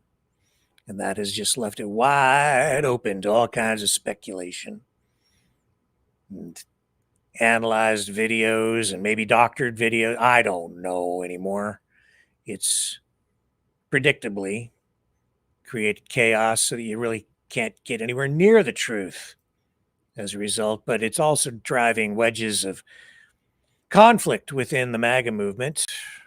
You're on Truth Social, Mark Levin posting, the real REAL, all caps, Charlie Kirk. We will not, all caps, allow the bigots to hijack his beliefs. And I understand his upcoming book will further underscore his love and respect for the Jewish faith. Judaism and Christianity are linked together and forever. Our nation was founded on Judeo-Christian values and beliefs. Nothing will ever come between us, try as evil demagogues might. Here's a New York Post post on social media that Mark Levin is making reference to. Let's go over and take a look at that. For this stuff, it absolutely comes down to the Jewish question and Jewish versus Palestine, and all the things about that. Okay, bring this one up. There we go. What's the post saying? Charlie Kirk wrote, can I get rid of these ads? Is it going to take me to the ad? Charlie Kirk, yep, it's going to take me to the stupid ad. I didn't want to go there. Wanted to get rid of the ad. Charlie Kirk wrote of his deep love for Israel in letter to Netanyahu about how to counter rising opposition to the Jewish state in the U.S. And I'm seeing so many live streamers taking the opposite position, the completely opposite position. That the bigger the Nazi propaganda minister said that the bigger the lie, the faster it will spread. Well, somebody has fabricated a monstrous big lie that Israel had something to do with Charlie Kirk's horrific murder. This is insane. It is false. It is outrageous. Charlie Kirk was a giant, a once-in-a-century talent who defended freedom, defended America, defended our common Judeo-Christian civilization. Charlie loved Israel. He loved the Jewish people. He told me so in a letter that he sent me just a few months ago. One of my greatest joys as a Christian, he said, is advocating for Israel and forming alliances with Jews to protect Judeo-Christian civilization. He encouraged me to make the case directly to the American people about how vital Israel is to U.S. national security. He told me, the Holy Land is so important to my life, it pains me to see support for Israel slip away. Now, if Charlie disagreed with a policy of mine or a decision here and there, not only did I not mind, I welcomed it. This is the essence of Charlie. This is the essence of a free country. It's exactly what Charlie stood for. And I knew that his suggestions always came from the heart, from his love for Israel and from his love for the Jewish people. A few weeks before his death, I spoke to Charlie. I invited him to visit Israel again. And sadly, that won't happen. Now some are peddling these disgusting rumors, perhaps out of obsession, perhaps with Qatari funding. What I do know is this: Charlie Kirk was a great man, and a great man deserves honor, not lies. Rest in peace, Charlie Kirk. May your memory be a blessing. So Mark Levin, obviously taking a particular position on this, says here in this article, assassinated conservative activist Charlie Kirk advised Israeli Prime Minister Benjamin Netanyahu on how to counter anti-Israeli sentiment among Gen Z and win the information war being waged against the Jewish state, according to a letter obtained by the Post. So here's the letter, apparently. It says Kirk wrote to Netanyahu in the May 2nd missive that he was alarmed by Israel and anti-Semitic trends, hitting record levels. This is a quote, record levels on social media, since one of his, quote, greatest joys as a Christian is advocating for Israel and forming alliances with Jews in the fight to protect Judeo-Christian civilization. Quote, my team and I have spent months analyzing these trends and debating ideas that could help you and your country push back against these disturbing developments, he said in the letter, reproduced in full below for the first time. Quote, anti-Israel sentiment can undermine American support for Israel. The purpose of this letter is to lay out our concerns and outline potential remedies. Everything written here is from a place of deep love for Israel and the Jewish people, added Kirk, who defended Israel when speaking on college campuses as part of his duties leading Turning Point USA, one of the nation's largest conservative youth organizations. Quote, I think it's important to be brutally honest with those you love. In my opinion, Israel is losing the information war and needs a communications intervention. That's an interesting turn of phrase. Netanyahu first mentioned the letter September 18th in a video address, 8 days after Kirk was shot and killed during an event at the Utah Valley University to dispute monstrous, in quotation marks, falsehoods that Israel was somehow behind the killing. Right-wing pundit Candace Owens and others have claimed that Kirk was being blackmailed into making firm defenses of Israel in public while questioning U.S. support for the Jewish state privately. Pershing Square Capital Management boss Bill Ackman later published private text messages disputing the characterization. In this letter, Kirk urged Netanyahu's team to stop subcontracting rhetorical defenses of Israel to American surrogates and pointed out that as TPUSA's main voice on American college campuses, he often felt like he was defending Israel in public more strenuously than the PM's office from accusations and questions, including, is Israel an apartheid state? Why does Israel conduct ethnic cleansing? Why is America subsidizing Israel's genocide against the Palestinian people? Is American aid helping to subsidize Israel's free health care? Israel and the Jews are running U.S. foreign policy. Israel and Jews are responsible for 9/11. Defending Israel is not in our U.S. national interest. Why is Israel trying to drag us into a war in the Middle East? Quote, I'm accused of being a paid apologist for Israel when I defend her. He goes on, Charlie Kirk does, saying, however, if I don't defend Israel strong enough, I'm accused of being anti-Semitic.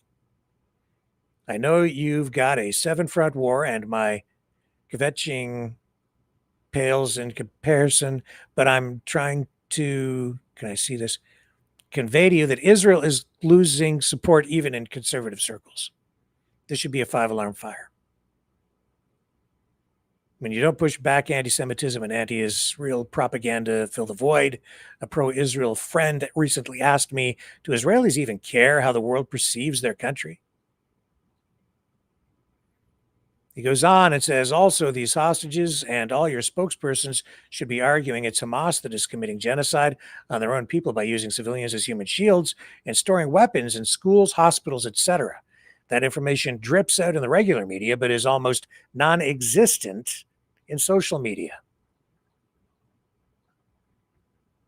Interview Jews, Israeli Arabs, Druze, Orthodox, secular, etc. Ask Israelis, what do they wish the world knew about Israel? He explained, ask them to respond to examples of misinformation on social media. This could be an entire social media PR campaign called, Dude, You Got Us Wrong! Exclamation point.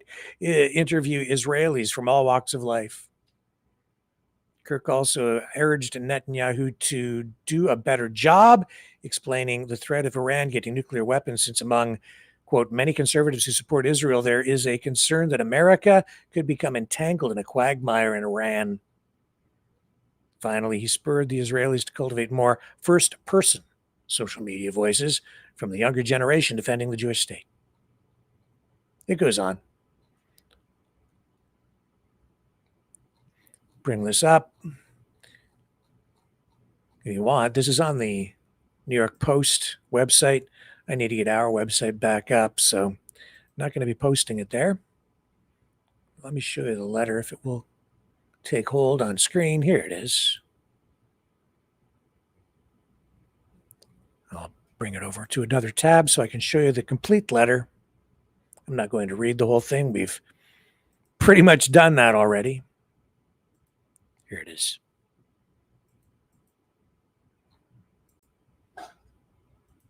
From the desk of Charlie Kirk. There it is.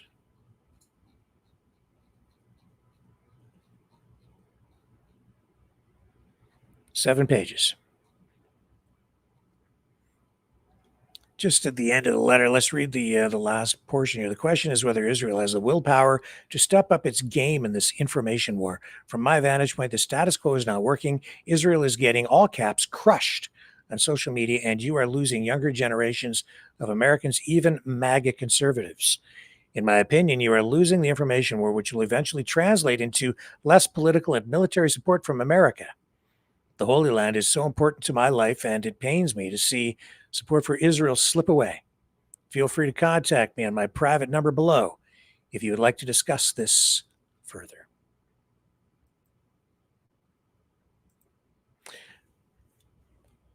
This illustrates what I was even saying just yesterday about the shooter at the church. Nobody wants him, and each side wants to give him to the other side. So if you're on the MAGA side, you want to give them to the liberals, the Democrats. If you're on that side, you want to give them to the MAGA side. And in this case, everybody wants Charlie. The pro-Israel side wants him. The anti-Israel side wants him. Anti-Israel side, Palestinian side, however you want to view it, everybody wants Charlie. And they're trying to drive a wedge in between his legacy and the reality of whatever the reality is, and their opposing side. Well, that's what we see going on even here. That letter, if authentic, and I believe it probably is, goes a long way to support the pro-Israel argument, but then they just pull out a quote here or a quote there to seem to contradicts that in some way or seems to, and then you're off to the races. That's all you have to do. When you go to court, you're supposed to prove your case beyond a shadow of a doubt, at least in Canada. My God. It's a wonder anybody in this current environment ever even gets convicted. Speaking of shooters, we have Charlie Kirk's shooter. I believe he was back in court today. Let me take a quick break. When we come back, we'll get you, I think, what he said during his court appearance today. Stay with me. We'll be right back on the other side of this. The information war is raging. Truth without integrity is worth nothing. Maverick News. Because those who have power and those who seek it must be held accountable. The world is watching. Join our family of truth seekers. Donate today and add your voice to the chorus of Maverick Knights. Donate at maverickdonations.com. Truth. Integrity. It's the Maverick way.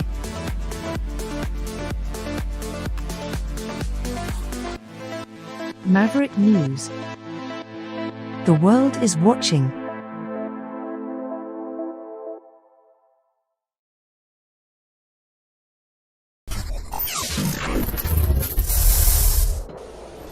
the sharing of biased and false news has become all too common on social media. More alarmingly, some media outlets simply aren't true without checking facts first. Unfortunately, some members of the media use their platforms to push their own personal bias and agenda to control exactly what people think, and this is extremely dangerous to our democracy. In an ocean of lies a century deep, the truth awaits. Choose not the red pill. Choose not the blue pill. For both are an illusion. Discover the power of M. The power of individuality. We are Mavericks. We are the way to the light. Fear not the storm. Join our quest for truth. Truth will set you free. Maverick News. The world is watching.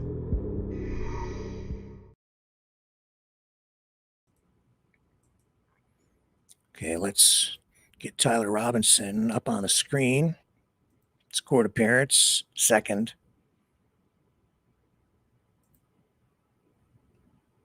Judge today, I believe, saying that he's going to make all court appearances public. Here we go. Yes, Your Honor.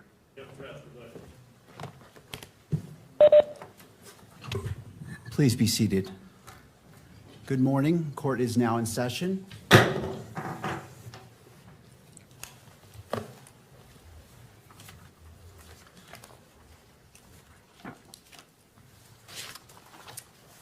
Calling the case 251-403-576, State of Utah versus Tyler James Robinson.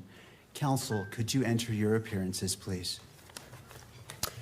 Chad Grunander, Jeff Gray, Lauren Hunt, Ryan McBride, and Chris Ballard for the state, Your Honor. Good morning, counsels.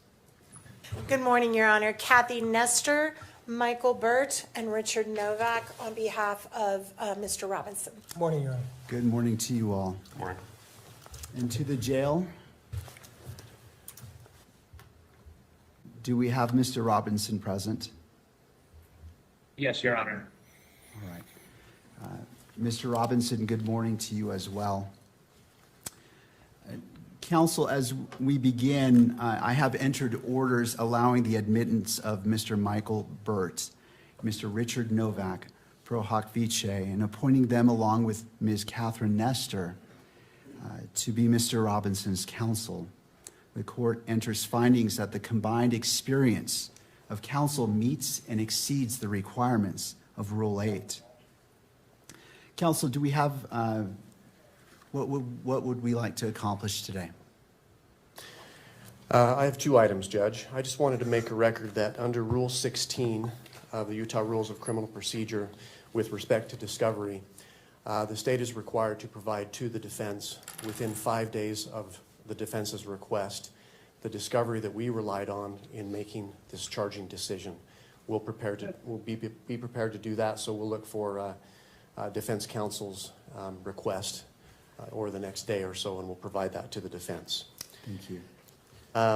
We also, for the court's information, we met this morning with the defense team briefly in our office to talk about discovery and the process, so we'll be working together. There is a substantial amount of discovery in this case, Your Honor. It's voluminous, to say the least, and we're working on a process where we can exchange information as quickly as possible and be efficient in that process. The other item I had, Your Honor, I saw that over the weekend there was a protection order, pretrial, and trial publicity order entered by Your Honor. And I just was seeking some clarification. On page 2, at the end of the first paragraph, it reads, "To that end, lawyers participating in the investigation or litigation of this case shall inform all witnesses, investigators, consultants, staff members, or other members of the prosecution or defense teams that the prohibitions contained in this order."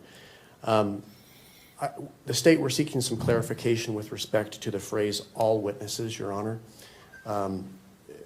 there are a number of witnesses that have yet to be identified that will likely be used in the state's case. This occurred in front of 2,000 to 3,000 students at Utah Valley University. So we're in the process of identifying those witnesses. And so those individuals are presently unknown right now. So we're looking for a little clarification from the court. And I suppose we're not going to make any arguments today, but there may be some follow-up pleadings that we may need to file. Thank you. Ms. Nestor, did you want to be heard about that issue? No, Your Honor, we would defer to whatever the court wants to advise them on that matter. I mean, I think it's fairly obvious that we don't know who all the witnesses are in this case yet. I think it's just important that if anyone is identified, that they have information about this order. So I think other than that, we wouldn't weigh in on any other matter. Thank you. Well, thank you for that question. That's an important one. The court will rule that as the witnesses become known to each side, that information is conveyed to abide by this order. Obviously, there are potentially many witnesses, and so it's not the expectation that you would be able to do that up front, but as they become known, I would ask that you would inform them of this. Anything else, counsel? Nothing from the state, nothing else, Judge. Thank you. Ms. Nestor. Thank you, Your Honor. We recognize that we are here today for a waiver hearing. It is not our intent to waive a preliminary hearing in this matter. We are going to be seeking that one be set. However, based largely on what the state just referred to as far as the voluminous nature of the discovery materials, we do think it would be prudent to simply reset for another conference, another waiver hearing, a little bit down the road, where we have a better idea once we start seeing the discovery as it rolls in. I do recognize we're going to be getting that first batch in 5 days, but it's my understanding from our meeting today that there is massive amounts of digital that is going to be coming, and until we can kind of get our heads around exactly what we're dealing with and how much we need to process, it's going to be difficult for us to give you a reasonable expectation of when we will be ready to do the prelims. So we're asking today that we put that decision off, and maybe we could check in 30 to 60 days and just kind of let the court know where we're at and how much we're looking at and how much time we may need to set a preliminary hearing. Also, as far as a detention hearing, we are not asking the court to address that issue at this time. Under the statute, the issue is going to come down to the question of whether there's substantial evidence, which right now we're just not in a position at all to be able to even argue to the court. So we are probably going to ask that the court delay that decision possibly until the time of the prelim. But if it's sooner, we will ask the court for a hearing. But at this time, we are not asking the court to make any decisions on that matter. Thank you, counsel. In regards to the next hearing date, how about October 30th at 10 a.m.? That works for the state, Your Honor. Thank you. All right. That's fine for the defense, Your Honor. All right. Now, as we're at the beginning, anything further from counsel from either side? No, Your Honor. Thank you. No, Your Honor. Thank you. As we are at the beginning of this case, it is my intent to only speak when I'm needed or it is necessary. But today I do wish to provide guidance and expectations that you can have for this court and wish to enter an order as well. As this case moves forward, Mr. Robinson's constitutional rights will be protected at every stage. He sits before this court presumed innocent, and that presumption remains unless and until each element of every offense charged against him is proved beyond a reasonable doubt. At the same time, and as applicable, victims are entitled under our Constitution to be treated with fairness, respect, and dignity, free from harassment or abuse.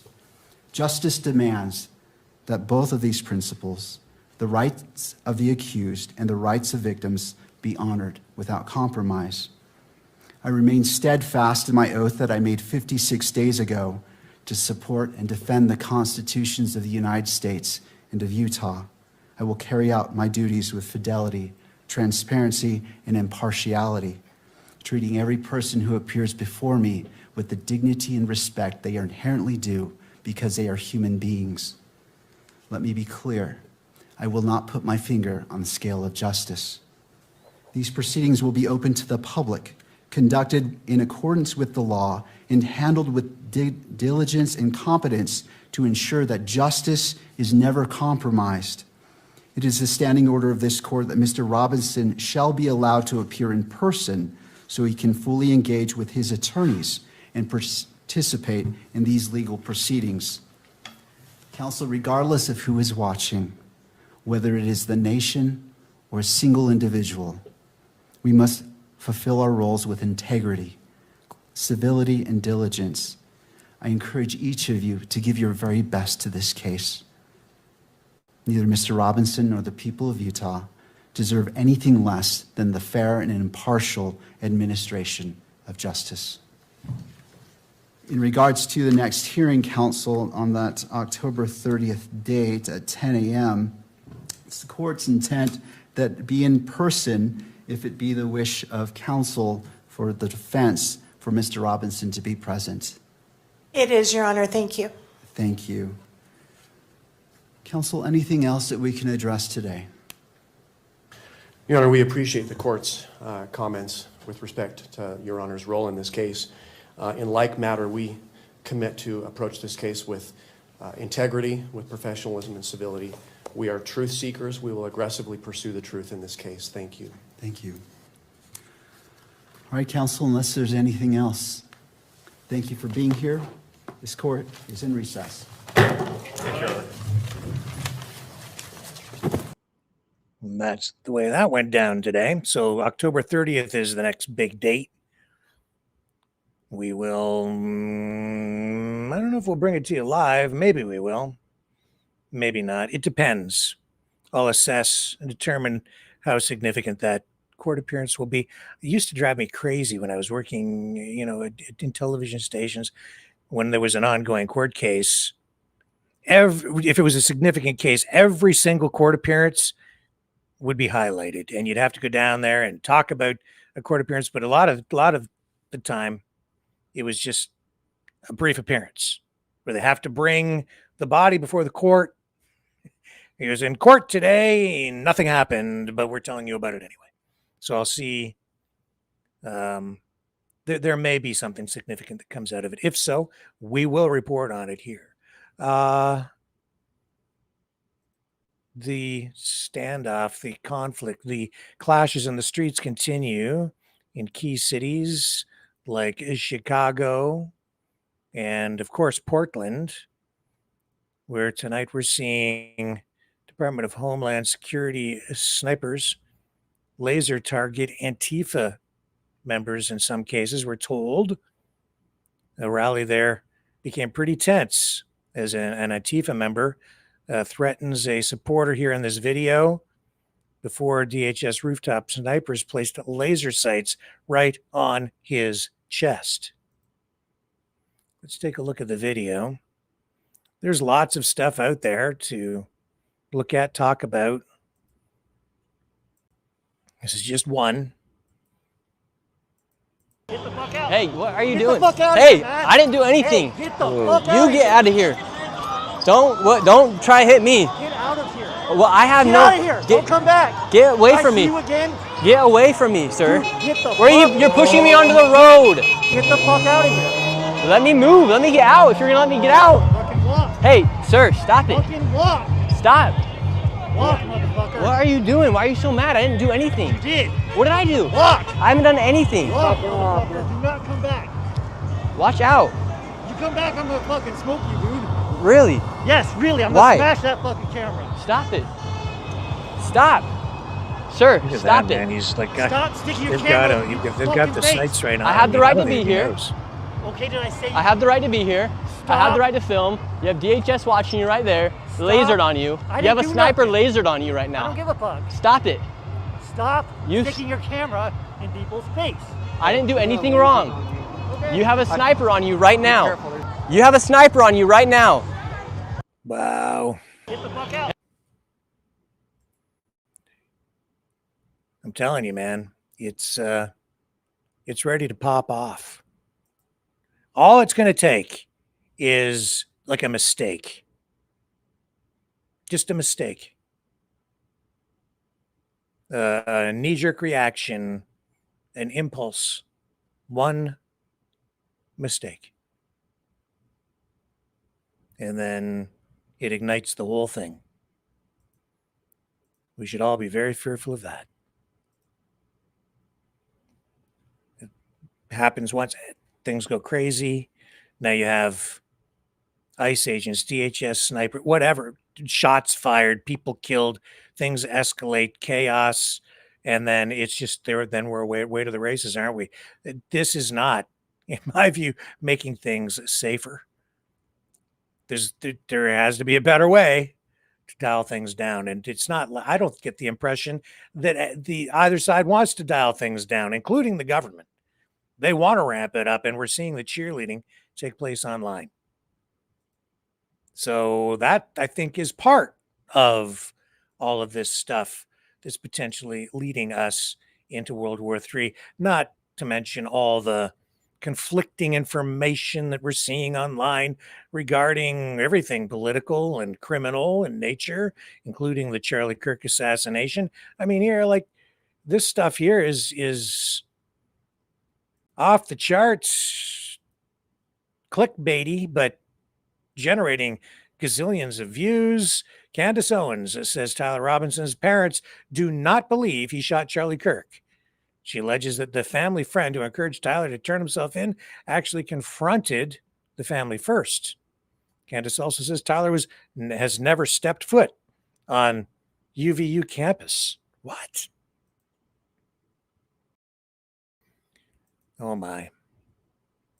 Like I said, it's amazing anyone is even convicted of anything anymore, because if all you have to do is cast doubt so that someone is not convicted, look at all the ammunition you have online to contradict the official FBI investigation.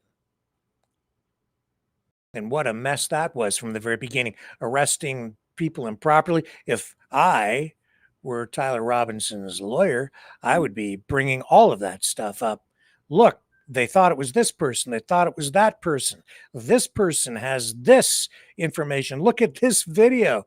If that doesn't cast some doubt on it, just enough. It just takes enough doubt to acquit.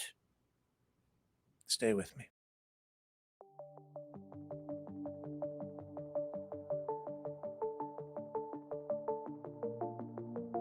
Greetings, brave Mavericks. Our quest for truth continues. We go beyond fake news. Together we expose propaganda. Together we pull others out of rabbit holes. We are maverick thinkers. We are all unique individuals, defenders of individual rights and freedoms, credible, trusted, grounded in reality. Maverick News, Maverick News. Defending free speech, free speech. Donate at freedomreporters.com. Do it now. Tomorrow may be too late. Maverick News. The world is watching.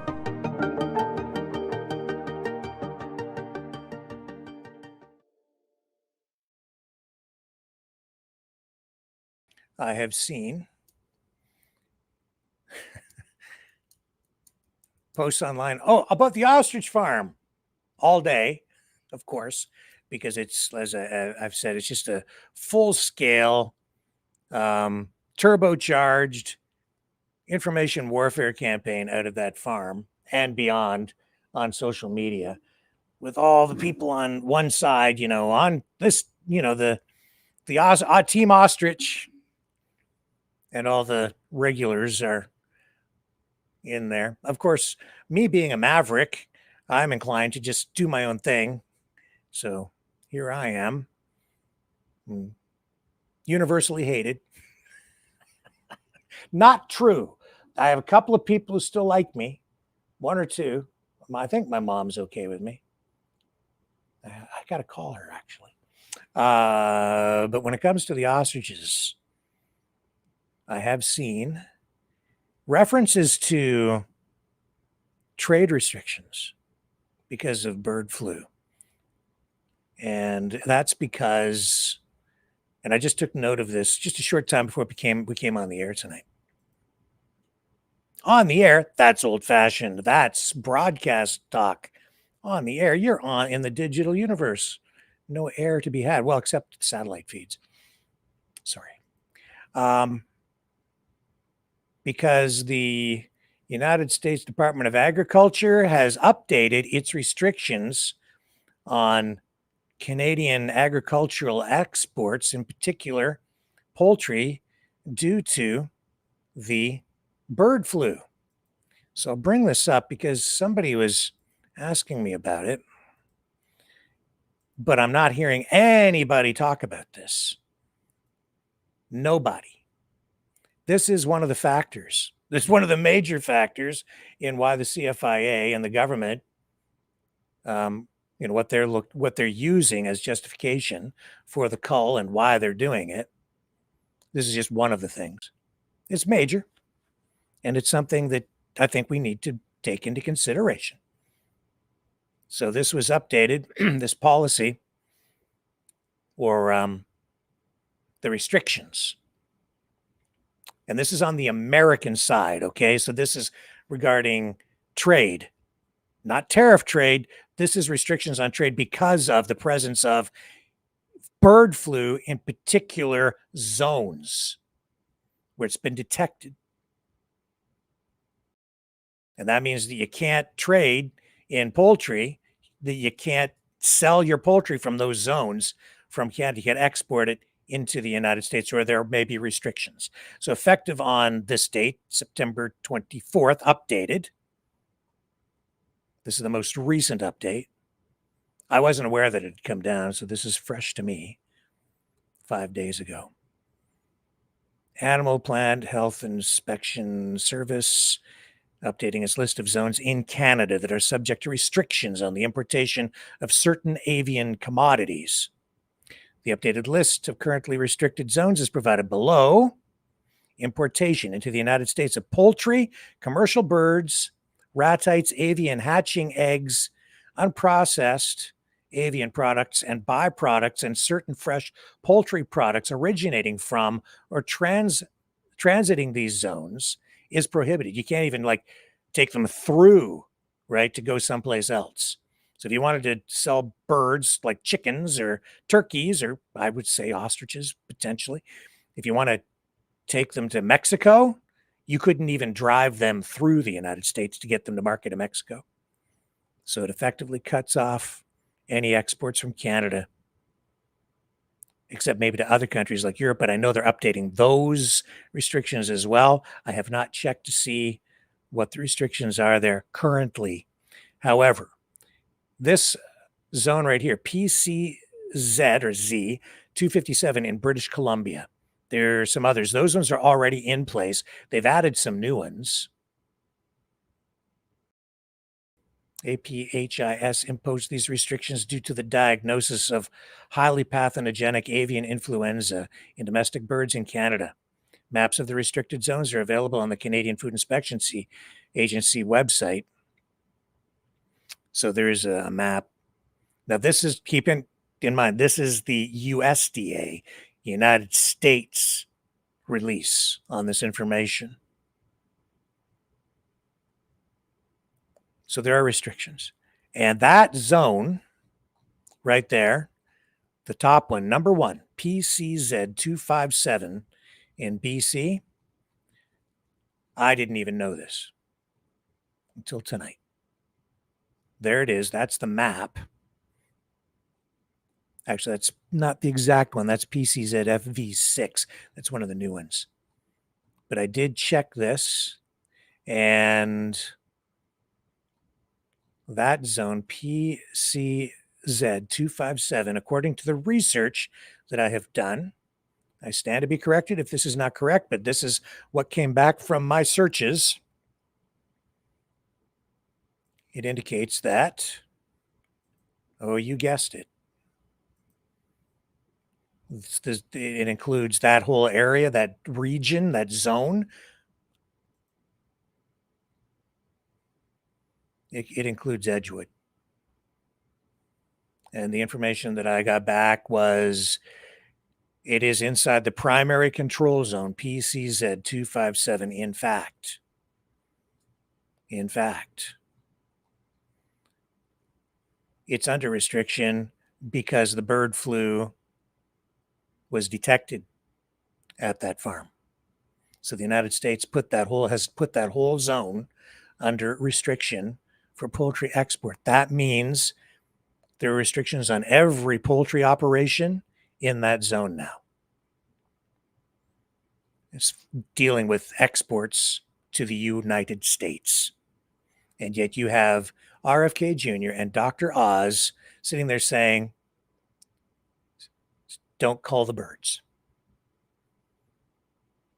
As long as those birds remain alive, at least for this period of time, there's nobody going to have a chicken farm there that will be able to export without restrictions to the USA. Now, that has not completely, I did further dig, and it has not completely devastated the poultry industry there yet.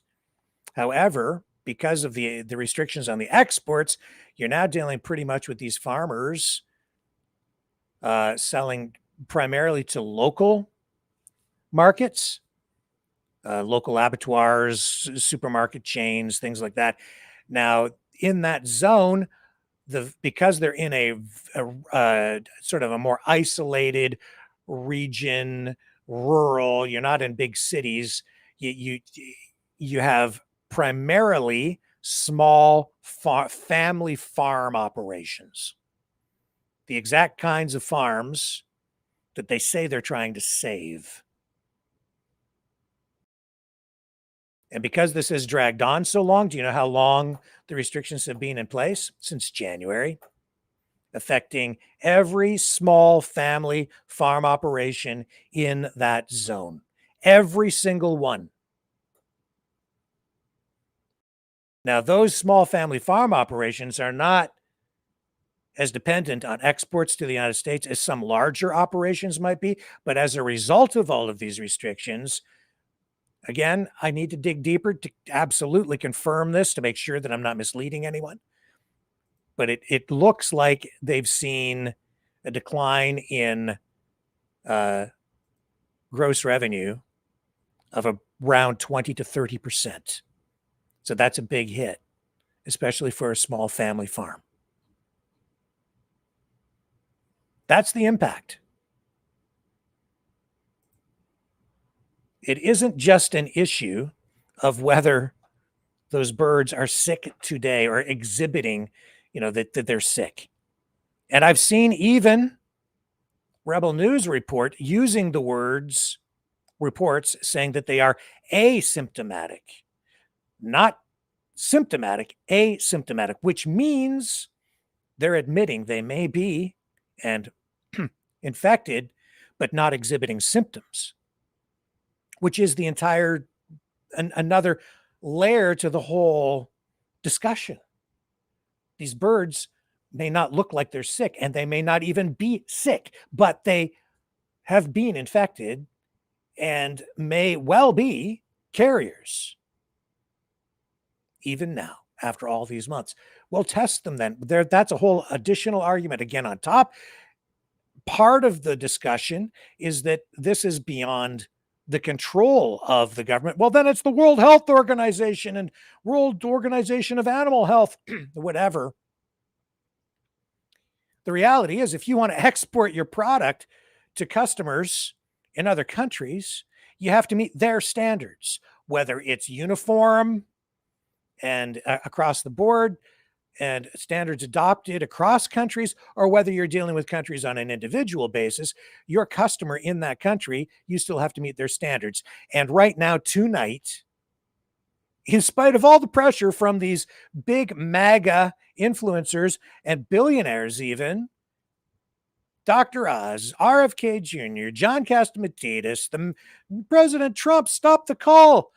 Well, what about the other chicken farmers who are sitting there waiting for this thing to get, for lack of a better phrase, and this may be the most accurate characterization, cleaned up, clean the mess up? So nobody's talking about that. And that's a valid part of the conversation. If you don't, but nobody wants to deal with it. Nobody wants to, people have lost their freaking minds out there. And that's because it's designed to do that. This whole information campaign they have going on out there, I've realized, especially today, that what they are doing is it's designed to confuse, not to inform.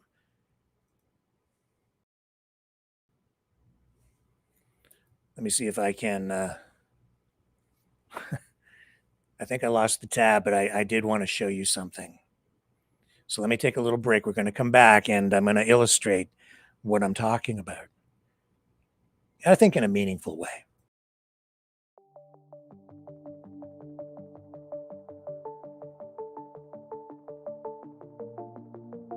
Greetings, brave Mavericks. Our quest for truth continues. We go beyond fake news. Together we expose propaganda. Together we pull others out of rabbit holes. We are maverick thinkers. We are all unique individuals. Defenders of individual rights and freedoms. Credible. Trusted. Grounded in reality. Maverick News. Maverick News. Defending free speech. Free speech.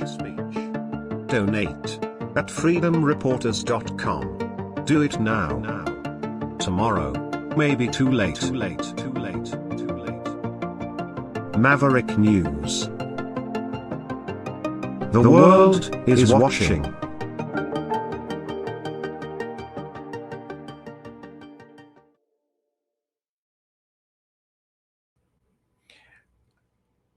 It's disheartening, concerning, makes me worry when I see a concerted effort to deceive, mislead, confuse people.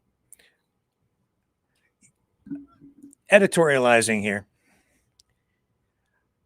When I was young, I got into journalism specifically because I believed and saw journalism as one of the foundational pillars of a free democracy. This was stuff I was thinking about when I was like a teenager. Even before, in grade school, I started a school paper. I didn't plan on becoming a journalist like later, but all of these things, it just was a natural progression for me because of my interests and concerns and my love of even country, even at the time, although I didn't really realize how much I loved my country and how much these things meant to me at the time. But very important.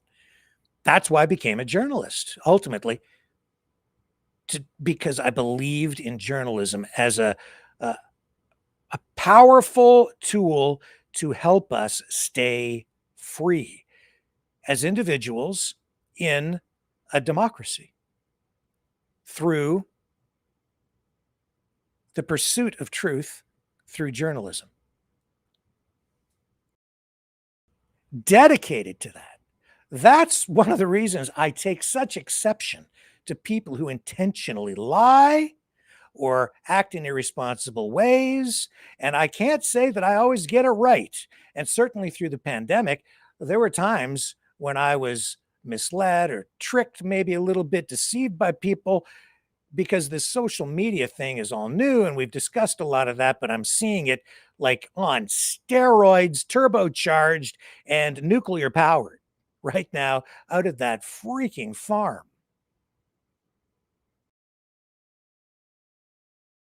I find it frankly disgusting. Not because I have a particular agenda here. I didn't go into it that way. I don't have a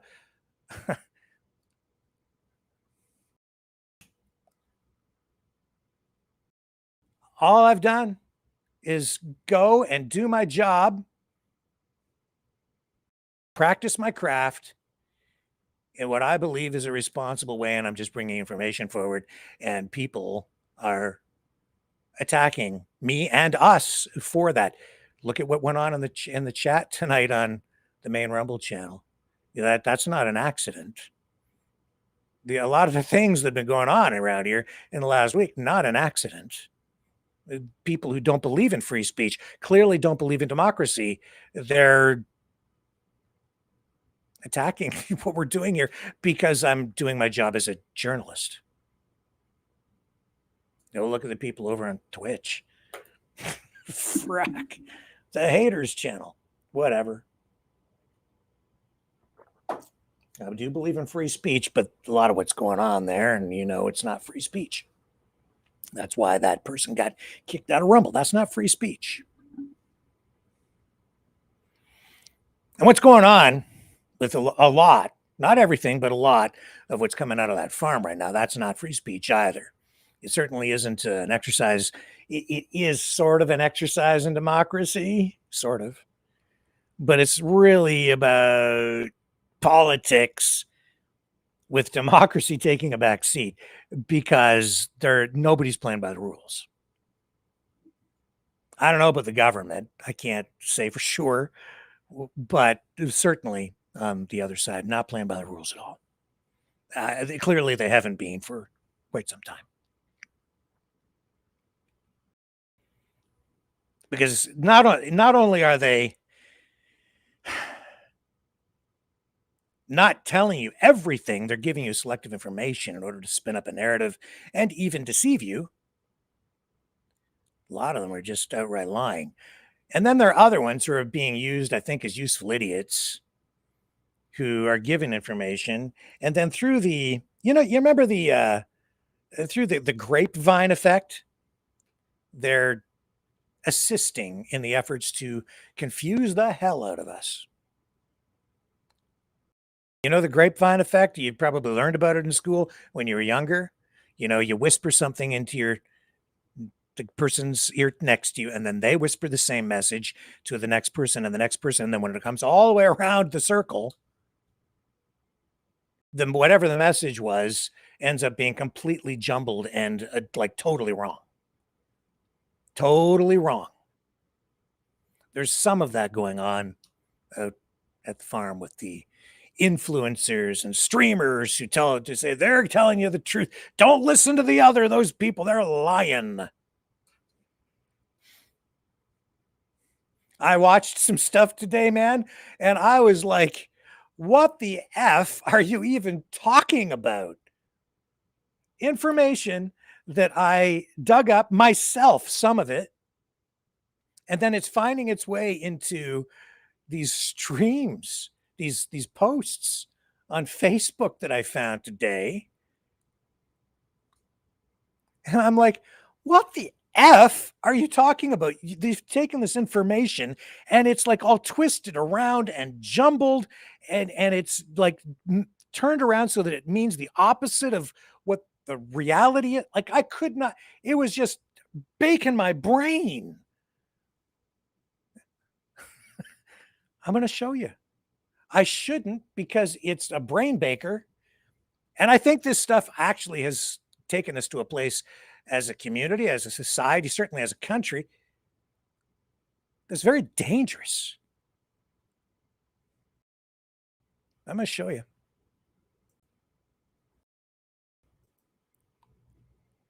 This lady, I don't know who she is. It's being shared by Sandra Van something or other. These are the gotta save the ostrich crowd. Okay, whatever, man. Bodies, okay? At that point, okay, guys, huge breaking news from BC Ostrich Farm. I have news for you. Okay, so we all know the video that I posted yesterday that these ostriches had natural immunity to the H5N1 virus. So, okay, first of all, even that is like, that's a claim, but they're not like naturally like whatever. That's just a claim. There's like no scientific studies to say that they are especially immune or that they're different than other ostriches. This is just a claim. 69 birds did die. And then there are just some other sub-claims made within the claims coming from the farm, but whatever. Okay, so we'll just let that roll. We'll let it slide for the moment, but taking that at face value, and I'm like, whatever. So they had developed full-blown antibodies, okay? At that point, the farmers were then asked by our Canadian government to work with them and their partners to provide antigens and antibodies for the COVID testing and protective products. You can't make this up. You just did. Because it's not really accurate. It's like there's a bit of truth in there, but it's like all jumbled up, and it's a like, what the F did she just say? The Canadian government did not ask the farm to produce anything at that point. She's trying to tell you about the COVID research that they were doing on their own in conjunction with the university in Japan, or the professor. And it's a very small, independent university over there in Japan. It's not like a big government run thing. It's a very, very small operation. As universities go, it's tiny. It's a school is what it is. And they do teach some university level courses. I've taken a look at it, not to take anything away from the place or even Dr. Tsukamoto. But anyway, the Canadian government didn't commission them to do anything. Not as far as anything I've seen where they actually involved, except that the only connection that I've found at that point between the government and that farm and the COVID research was that they were buying the antigen from a Canadian laboratory, but that lab was then later sold. Like, it did go through a change in ownership, and when the new owners came in, they looked at what the farm was doing and then made the decision that they were no longer going to supply them with the antigen. But that lab did issue a release through the Canadian government with regard to some of the work they had been doing on antibodies. And so that's when I went actually and tracked down the woman from the public relations department who had been involved in the news release. I actually spoke to the woman. I didn't use her name. I didn't make her go public at all, but I've got the record of it, and I did speak to her. And she was involved at the time, and she was with the PR company that put the media release out in conjunction with that company and the federal government.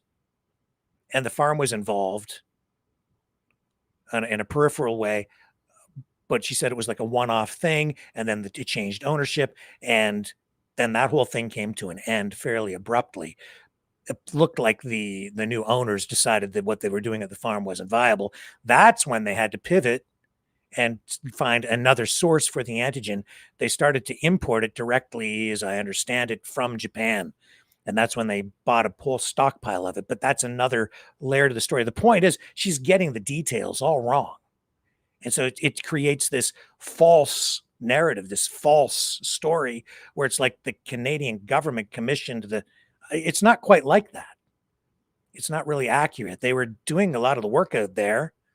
They were picking up this antigen, but they didn't have permits or anything else. This man in this video that I just watched goes on to say that the outbreak in BC, Omicron, was the vaccinated and double vaccinated that were getting the variant. And then they realized, sorry, I left out one important fact.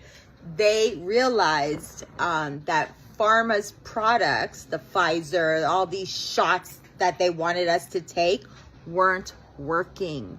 So he goes on to say that and you can take a view on that one way or the other, but she's just making this, and she saw some guy's video, and so she's just repeating what she saw in a video.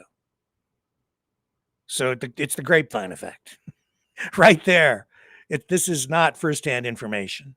They started testing the antibodies in their lab, okay? And when they did, the antibodies had a 98% neutralization against Omicron, okay? When this was discovered, Big Pharma comes in and they buy out the lab, shut down their testing under a non-disclosure. She's talking about the Canadian lab. And again, she's not quite getting the information right. But this is also part of what the farm owners are attesting. And they're saying that the reason the lab in Canada stopped supplying them was because they wanted to stop their research. That's disputable. In reality, they were never told why. When I spoke to some other people involved, they indicated that it appeared to be because the research that they were doing out there, the lab didn't want anything to do with it. Not because it was Big Pharma. That's not the case. That's not really who bought the lab. And now the Canadian government wants the birds and seize the samples. Yeah. So this situation has seized what samples? Samples of the antigens? Yeah, because they're storing the antigens on site there somewhere and they have it stockpiled. A whole bunch of COVID antigen somewhere on premises. That's what we were told. And they've got a lot of money wrapped up in it. That is also publicly documented. So that's one of the reasons the farm needs to keep the animals alive. But the way she's portraying it, it's like there's something sinister going on, and they've got this special work, and the government wants to seize it to prevent it from getting out. It's like a conspiracy. In reality, it's the result of them not really following the rules at the farm. Nothing to do about protecting science, protecting the health of Canadians. It has nothing to do with the H5N1 contamination. Okay. This man goes on to say that these people came on to him. She's right about that at this point, because at this point, it's all about COVID. There's no research into bird flu at all going on through any of what she's talking about. So she's quite correct to be staying on this track. His farmland, they weren't even wearing PPE. So there's really no contamination risk, okay? So this is another fraudulent case from the Canadian government and the RCMP, and I just can't believe this. I'm going to get this video and I'm going to post it on here next. But now you guys know the truth. Oh yeah, you've uncovered it. She's the world's greatest investigative reporter. Farmer. Okay, guys, huge breaking news. We're then asked. I shouldn't be laughing. It's this by terrible. Our Canadian. How do you even know what the hell is going on anymore?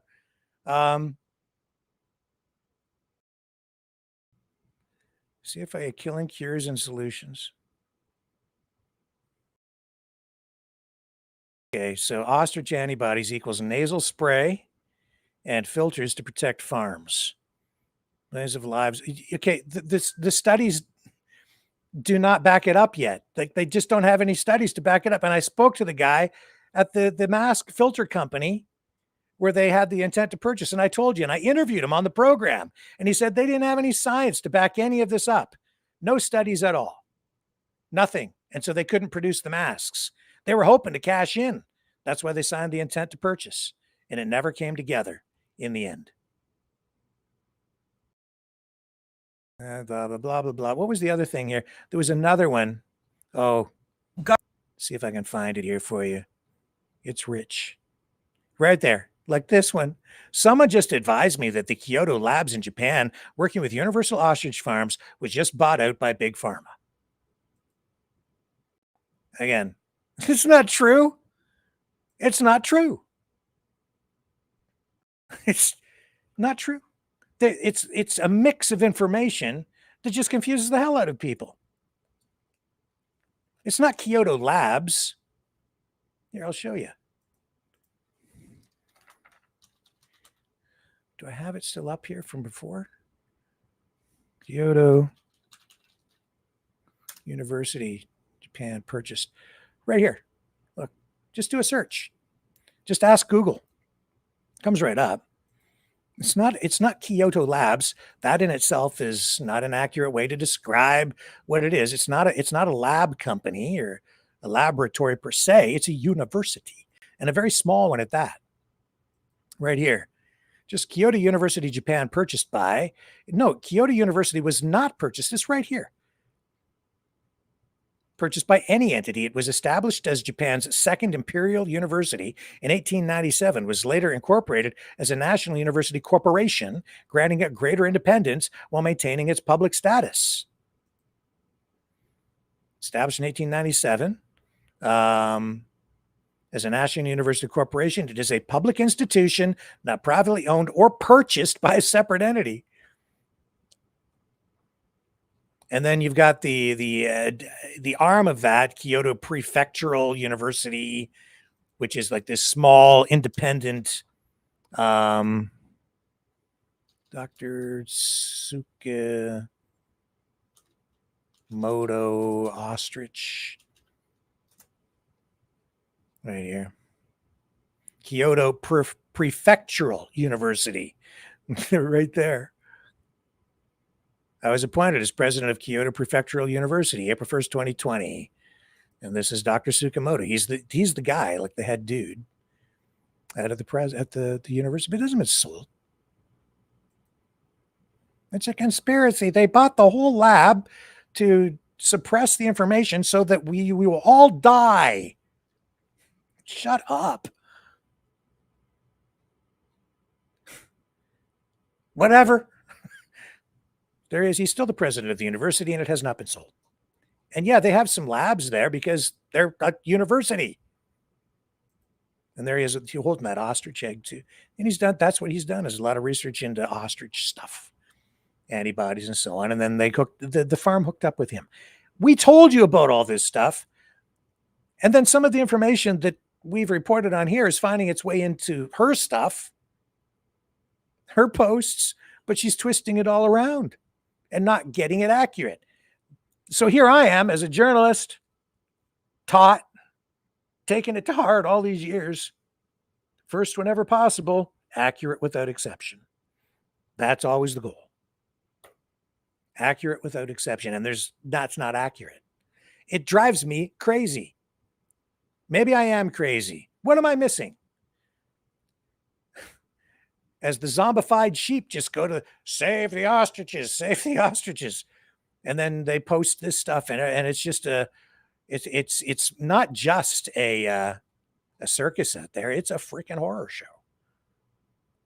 And we're all in danger because of it, because we need accurate information in order to make good decisions as a society, to make good decisions on budgets, on laws, on regulations, health regulations, economic policies, tariffs, non-tariff barriers, trading relationships, maybe subsidies for certain industries, including farmers. So you get good health information so that you can actually go to the supermarket and buy products with confidence, knowing they're actually safe, or go to the pharmacy and get a prescription for a drug administered by a doctor who hopefully is properly trained and is giving you good information and advising you of all the risks and benefits that might be associated with it, so that you are fully informed, so that you can give your consent before you allow anybody to administer any medication to you. Well, you get to make a decision as an individual and exercise your rights to say yes or no, but it should be properly informed and not informed by a bunch of propaganda or chaotic information that somebody has just picked up through the grapevine and then put on social media, and then it's amplified by a bunch of political activists, protesters, partiers, whatever they are, out there trying to save a bunch of crazy birds.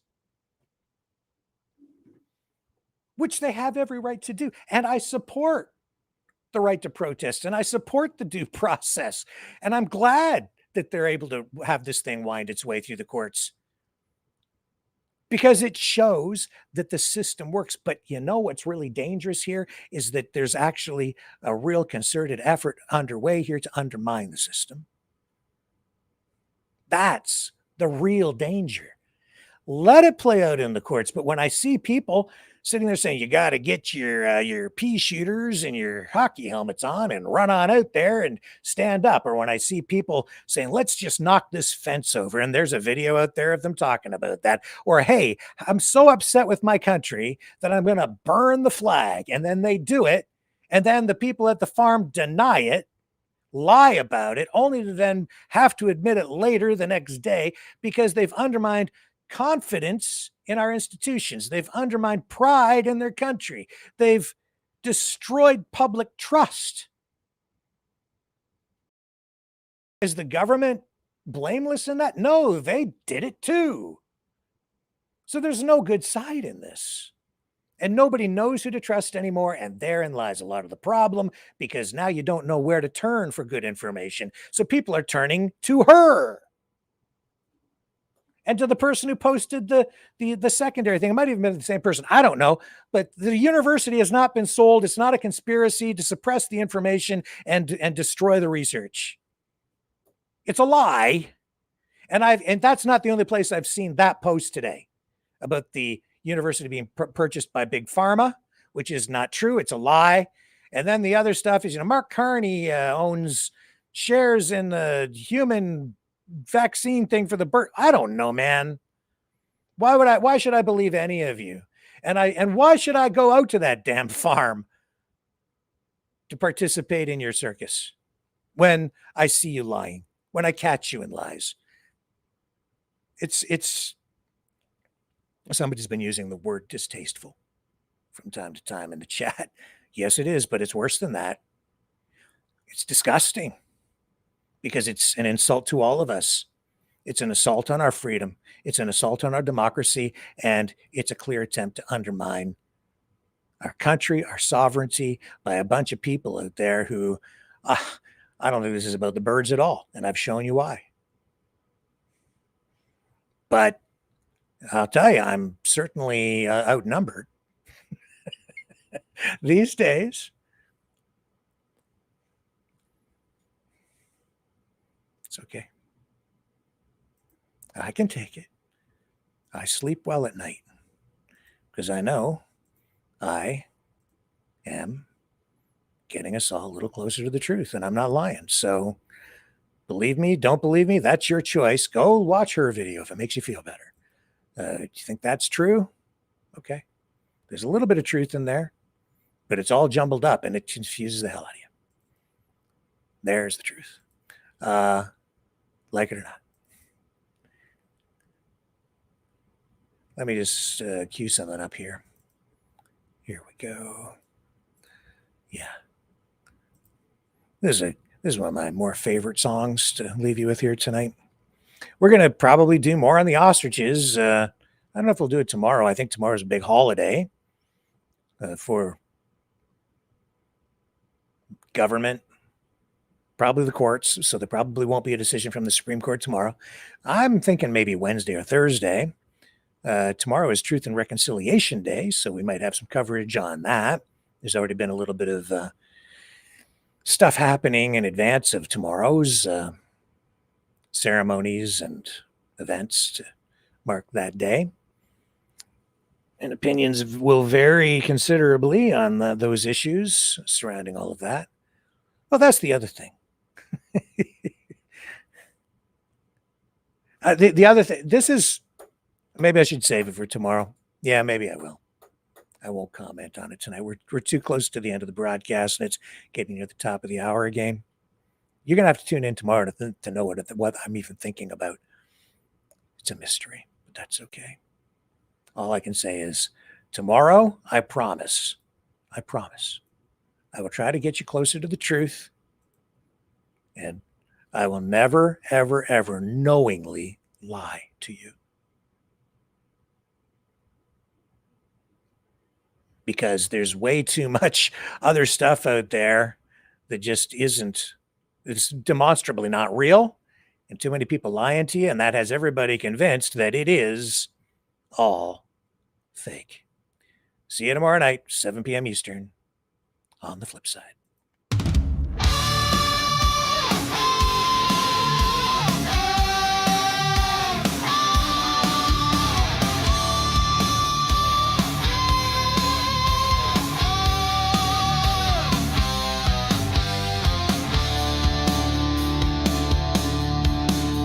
Biden's about, Charlie's alive. Elvis flips burgers on the Lower East Side. 10 Trumps mask up on your phone. Shilling mean coins by remote drone.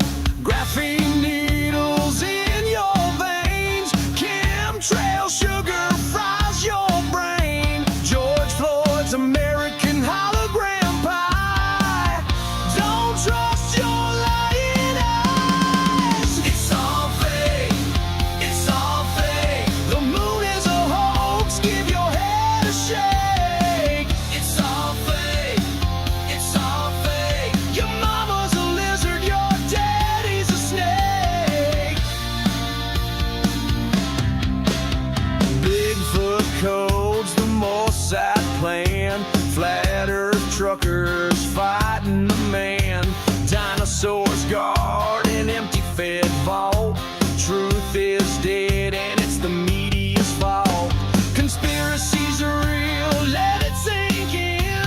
Time travel, JFK is president again. 9/11's a VR game. The elite cut deals in the devil's name. It's all fake.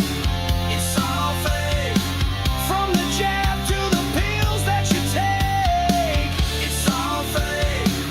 It's all fake. The Pope's in a bunker with Q as his mate. Your phone's a snitch. Your dog's AI. The king eats penguins in conspiracy pie. JFK, Jr., Cobain, and Tupac. They ain't dead. They're all coming back.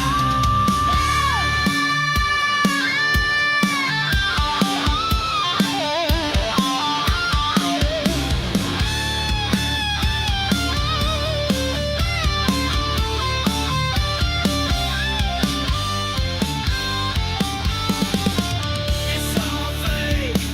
It's all fake. Every headline, every handshake. It's all fake. It's all fake. FBI, CIA, KGB, ABC. Are you awake?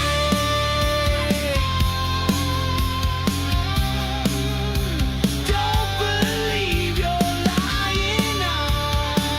It's all fake.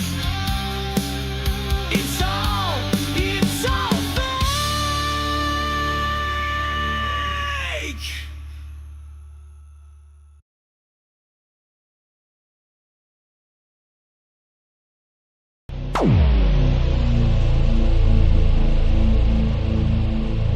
This has been a Maverick Multimedia production.